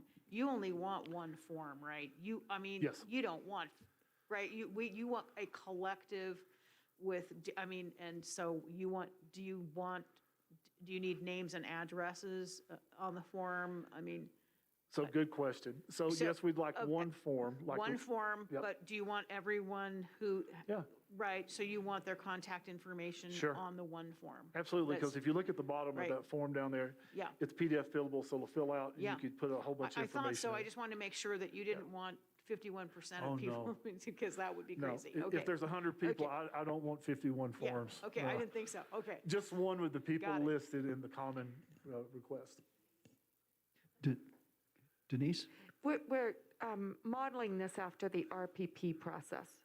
So, this is we're going to try it, we're going to see how it looks, and then after 6 months or so, after we get some, we may have to tweak it, but we're really trying to model the RPP, which is a neighborhood coming together, having the conversation, gathering the information, and then coming to the group and asking, what are your findings, what are your perspectives, how can we work on this? You did this very similar to your neighborhood, right? Right. It took a while to implement, that's why 6 months, because you could start this. We hope 6 months, but let's say we needed to do painting. Sometimes that depends on weather and some other things, so we have to be nimble with that, but we're modeling after the RPP process. So, and that's a good point, painting. For example, we painted Becker's not too long ago, and the reason we narrowed the lanes down, it's called, basically putting the roads on a diet, it helps. Believe it or not, when people see lines, they try to stay in between them. If you have a big, wide road, or, I keep using Crystal Hills because I live there, but it's the truth, there is no lines. The roads are 35 feet wide, people are going to speed more. That's just a fact. But by putting a road on a diet, as they call it, narrowing the lanes, it helps, just like we did on El Paso. By putting the bike lanes there, by putting the gyros on the road, it helps. It really does. It slows people down. So there's many ways you can do it without putting a speed bump. Everyone always says, hey, Jeff, I need a speed bump up here. And I'm like, do you really? Let's talk about it. Maybe you need a study and we can determine what's the best method to use for it instead of just putting in a speed bump. Fire department hates them. Police department hate them, and a lot of people hate them. Julie flies over them, tears her car up. So, maybe we can find different methods to use. Well, I love the idea about the lines because, the speed bump is just, even if it's a table, it's only so many yards wide. True. Whereas if you have the lines the whole way, you kind of almost unconsciously You do. You slow follow down. the lines. You do. Yeah. That's very true. So there's many methods you can use and different ways you can do it that really helps. And the best, we want to find the best, most effective, and the most efficient way to do it, and not, break the bank in order to do it. Because I'm sure there'll be several requests for studies. So. Natalie? I just wanted to voice my support for picking someone from the Mobility and Parking Board. If they're interested, I think that's a really nice fit. So I appreciate that that's Absolutely. where you're headed. Well, we want a collection of folks that's going to represent, and, we just don't want public work folks. We just don't want, folks from the police department. We want somebody from all around that's going to be, more minds you have together talking about it, the better decision you're going to make. So, thank you, though. Great. Other questions or comments from council?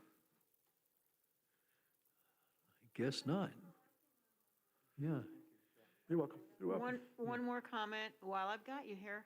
Thank you again, because the putting Becker's Lane on a diet, not only, I think that has probably worked more efficiently than the putting the 20 mile an hour. I thought that was a brilliant idea, but it has also served as a quasi bike lane.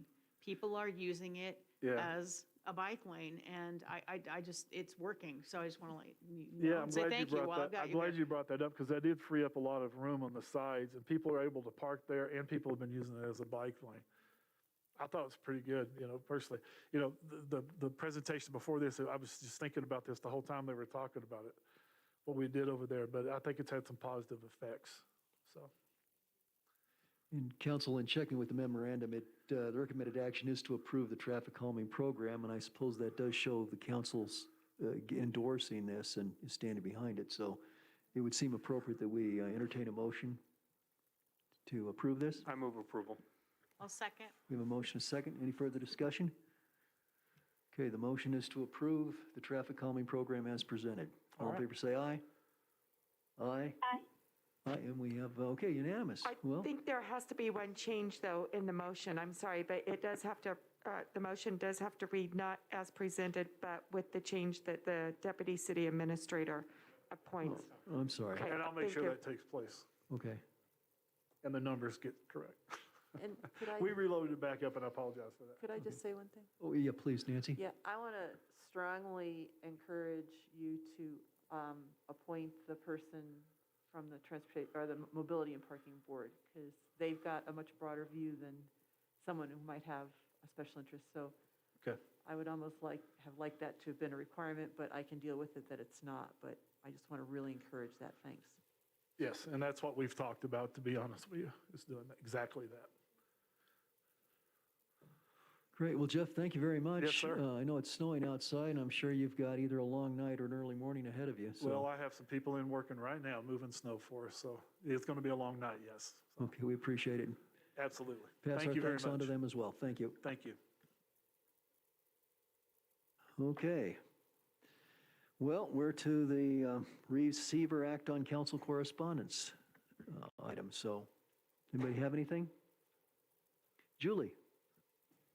Oh, I just got, I don't know, maybe 2 or 3 more complaints about the fact that the construction is still there on the west end of Manitou Ave, and who's the project manager, and who's doing something about this. It looks like nobody. It's a nice day. They're not even here. Who the heck, what? So, anyway, I've gotten a bunch of complaints about that because it's still a problem. Okay, thank you. Nancy? Oh, Natalie, okay. I'm going to try to get better about updating on my boards that I'm liaison to, but the mobility and parking folks, Interstate Colorado presented, and then they've all received their shoot books from Roy, and some of them are actively reading hundreds and hundreds of pages. And it's been really interesting and kind of inspiring to see how serious they're taking their work. And I guess I would say that, you know, they know that council is going to be looking to them for recommendations moving forward. So they're excited about that. Good, that's good to hear. John, do you have anything? Okay, thank you. Nancy? Don't forget Michelle, too. Yeah, you heard tonight that the Housing Advisory Board had their elections, and Allison Gerbig is the new chair, and very, very well qualified for that. The URA, they had their elections, and Debbie Sagan was elected to be the chair of the URA. They put out a call for artists to get wraps, artistic wraps for the traffic control boxes. They're looking to appropriately light the little pocket park down there, as well as the arch. And they're getting a snow removal contract for the sidewalks in the URA, which will be great. And that is all I have. Thank you. Great, thank you. Judith? This is a comment and more of a question for council. So mask mandate, that will be on the February 8th work session. And I'm grateful to announce that it looks like we're moving in a direction where we can consider lifting the mask mandate. I sent Natalie some information on the school, D11 retired their mask mandate on the 13th of December, and also the Denver is, I think it's this Thursday or last Thursday, anyway. So anyway, I'm bringing this up because we typically don't vote during a work session, so I was just wondering what the process might be if we decide that it looks like, you know, we can think about. We could schedule a special meeting, okay, so that if we wanted to vote, then we would already have given public notice and so forth. We'd convene and take whatever formal action we need. So if it's council's pleasure, we could go ahead and schedule a special meeting in conjunction with that work session. I guess the anticipation then is we give ourselves the opportunity, if we wanted to take action on the mask mandate. Denise, do you have some comments? No, we would just have to make sure that we upload that ordinance so you guys know the ordinance that we have right now for the mask mandate, so you can vote on repealing that as needed, and we can make sure we do that if you do a special meeting. Okay, thank you. Jeff, did you have anything to add on that? No, I don't think so. I just don't recall exactly what the ordinance said, but we could certainly deal with the appropriate documentation. Okay. If it's council's pleasure, then we could go ahead and schedule a special meeting for next week in conjunction with the work session, so we'd be ready to go. We can take action as necessary. Okay, so let's go ahead and do that. Let's put a special meeting in along with the work session for next week. Do you want the special meeting first on the agenda or at the end? We just need to know where you want it so we can put it accordingly. I think put it on early. Okay, thank you. Yeah, first thing. Okay. Can I just Julie, yeah. ask something? If I recall correctly, I think we passed a specific ordinance requiring the mask mandate for businesses and the schools. So all we need to do is vote on whether or not we want to rescind, if that's the right word, the ordinance. I don't think we need like a whole new ordinance. Yeah, no, that would work. I'm just forgetting all the different, I have so many clients with so many different orders that say different things. I just was trying to be cautious but I'll make sure I check it out before your meeting. But Okay. yeah, that's correct. Yeah, that'd be great. If you take a look at that, Jeff, Yeah, that'd be and great. typically when you do repealing an ordinance, it's nice to repeal it with a separate ordinance. So just for your records with the clerk, it just say, ordinance so-and-so is hereby repealed and you're done. So then we should have first and second reading. Well, I mean, maybe it should be posted as a first reading, yeah. special meeting, first reading for an Well, you could also ordinance. just do it via the emergency powers, and because, do you really need 2 readings to do that? It's up to you all. The mask ordinance that we have in place is the emergency one. So we Right. did it in Definitely. a one reading, so if you wanted to repeal, you could, I guess. Seems like if you have, it's up to the city council, but this is the kind of thing you could certainly use your emergency powers for, to just not have to do 2 readings. I would just say I would hesitate to use our emergency powers for something like this. It's not an emergency. We can do it a week later, and it would still be okay, right? So if we That's did the right. first reading next week and the one the week after, I know that that's inconvenient for all the businesses in the school, but it seems disingenuous to have it as an emergency. Yeah, it would almost be nice to have you do have emergency, nice to almost have an ordinance that would allow you to just declare it done or put it back in place if you need to versus having to just do ordinances each time. It would almost be nice to have some authority that way. Yeah. So, Mayor, I've actually printed out in advance those declarations, so I can go ahead and hand this to Jeff if that. Well, that but sounds good, basically, yeah. Yeah, it does just say that it shall remain in effect until further notice by City of Manitou Springs. And that's the ordinance itself says that? It's the emergency order concerning use of face coverings. Right, yeah, and that's why I was trying to be cautious. I'm not sure exactly how we do it. I just need to read to make sure we're doing it right. Okay. Great. I think, yeah, it could be, well.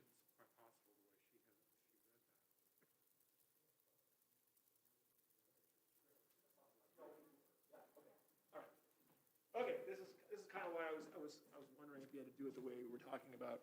So you have your emergency ordinance in place and emergency powers in place, and then these are just declarations. So they're not actually ordinances. So you have a declaration ordering the use of face covering. So you just do another declaration at a special meeting one time and you're done. Yeah, so that's why I just wasn't sure how we'd done these, so apologize for not knowing. That's great. I'm psychic, yes. Or something Great. like that. Cool. Great. And then I did have a couple things I want to mention, Council. Last Monday, PPACG had a good meeting on the Infrastructure Funding Act and how that's going to play out to build back better. So there was quite a bit of information, and it's going to continue to evolve, so we would expect over the next several months we'll have a better picture of it. But there is quite a bit of money for infrastructure and that sort of thing, so we'll want to be on top of it. We'll be doing police chief interviews February the 15th, so that's 2 weeks from tonight. I was wondering if council would be willing to maybe meet like at 5 or 5:30, get started early and just do the police interviews, and then we would go into our regular meeting or if we could continue with the meeting at 6. It would be February the 15th, 2 weeks from tonight. Would that, well, Michelle, I'm sorry. Yeah, 5:30, Look, 5:30. 5:30 would work for you, Michelle? I can be there at 5. Would 5:30, okay, so let's start half an hour early. That'd give us a little extra time, and we'll do the police chief interviews early on. Okay, 5:30 is good. Okay, great, On the 15th. great, thank you. Thank you. Good question. Denise, how many police chiefs? We're just posting it, either posted today or tomorrow. So Okay. as in the process, it was posting either today or tomorrow, so I don't know that. Okay, great, And thank just you. an FYI, Mayor, we So- do have court that day. Typically, we shouldn't have any problem with the overlap or anything like that, but I'm just letting you know. Okay, good to know. Good, thank you. And then, of course, this Saturday will be our retreat here. We're going to have breakfast at 8:30, and then we'll have lunch. Denise, I don't know if we need to submit menu requests or We're what the doing deal- like we did last time. There'll be a vegetarian, a gluten-free, and a regular. Lynn will be providing, so we'll have a variety, and it will be a little buffet.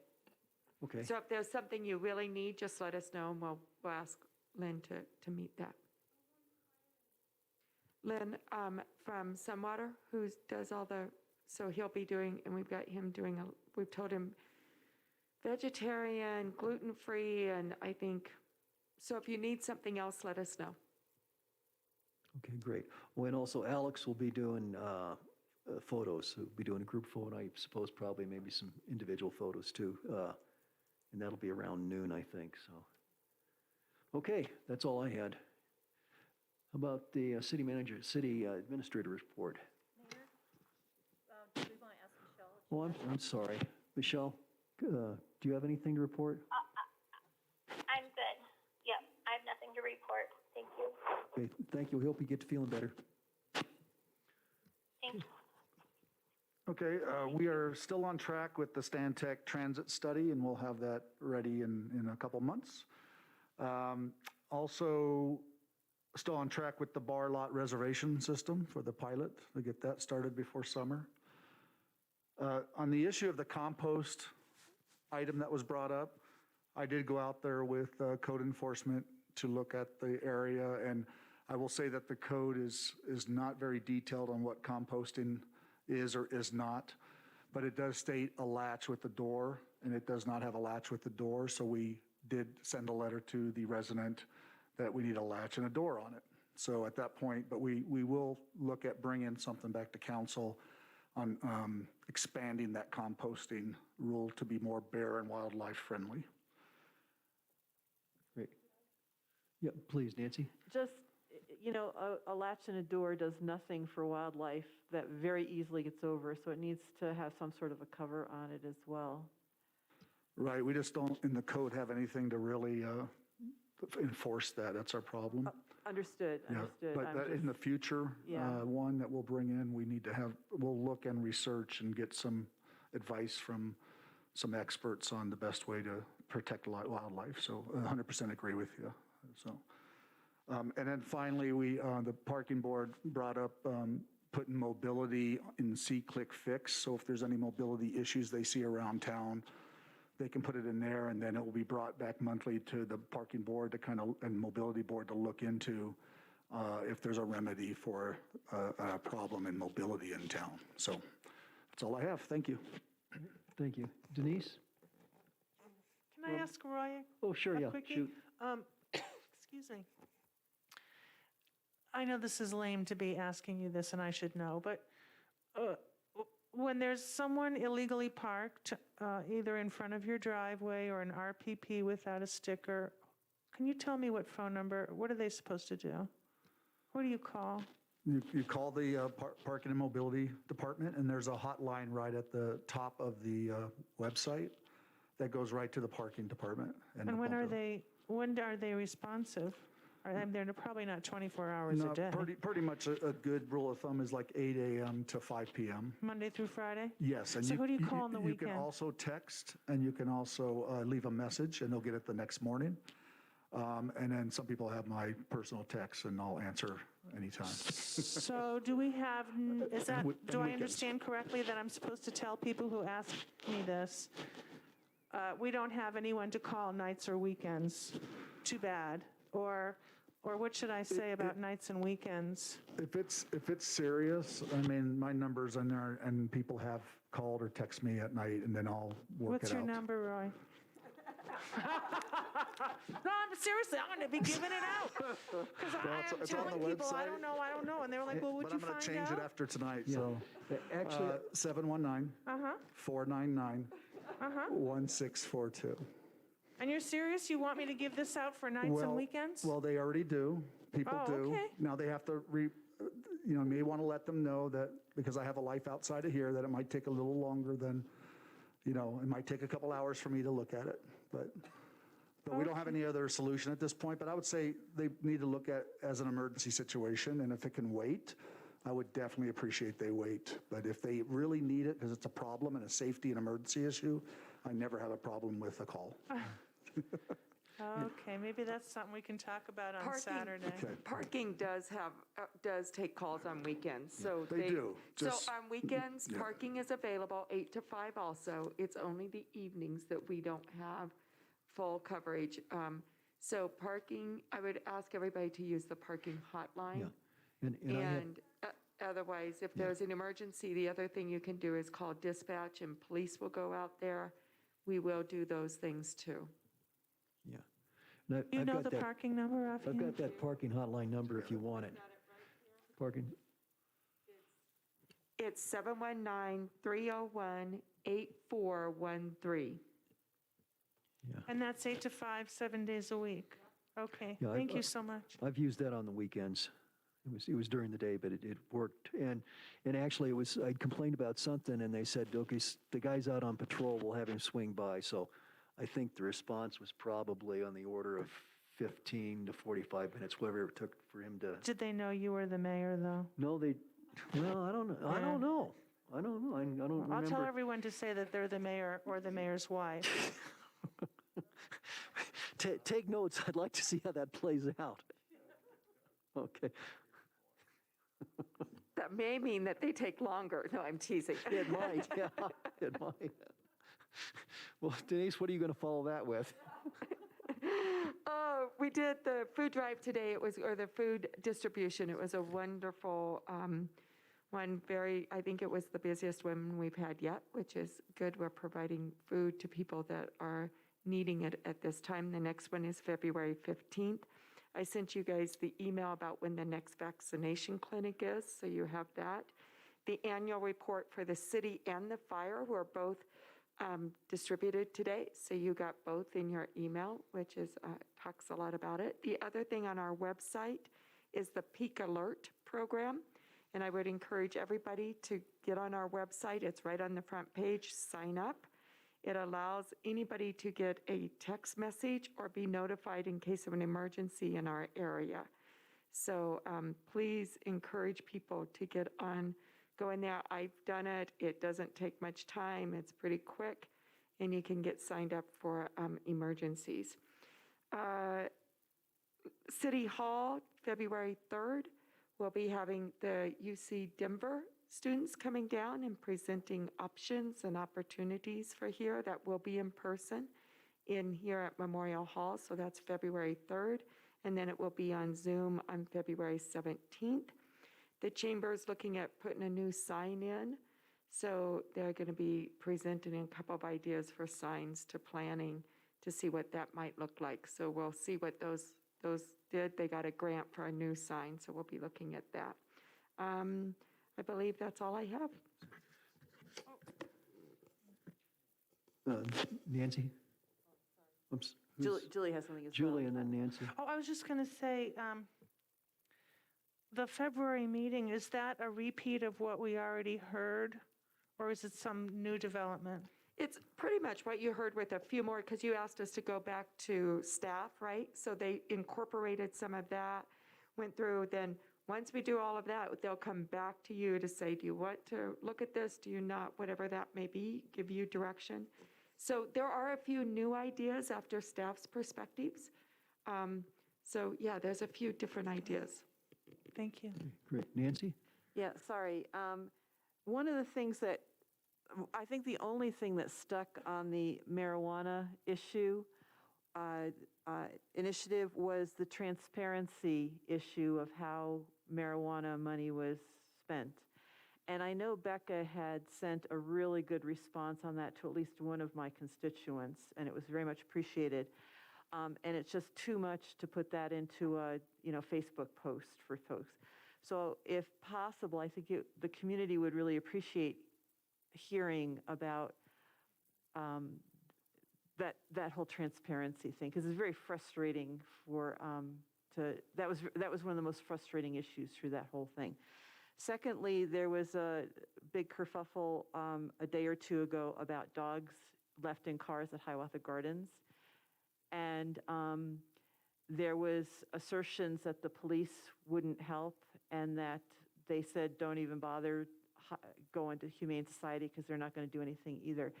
So I don't know if there's anything that people can do or if that was true, but it on the Facebook post it didn't sound, and there was a huge responses on it. So I just kind of like to know what the actual response to something like that could and should be.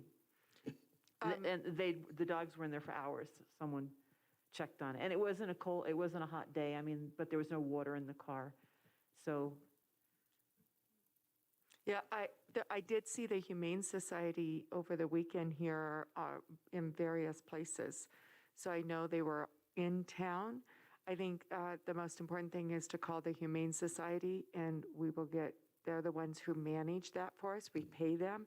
If they're not getting a response, then let me know, and then we'll go from there. Yeah, it might be worthy of just, a little thing to post about that as well at some point. Just information for folks. Okay, the other thing Because I would have broken the windows. Yeah. The other thing I do want to mention is we're starting some modeling either next week or the week after with the ballot initiative that's going to Carlisle Springs. And so we're going to start modeling and bringing to you probably in the next 3 to 4 months of how that could impact us and when we think it might if it is passed, so that we can be looking forward from a planning and a financial perspective, but I cannot get you that information in a week. It's going to take some modeling to go, just like what we did with COVID, and the modeling really helped, and we looked at it every month and we followed through, so we're going to be starting that very soon. Great, thank you.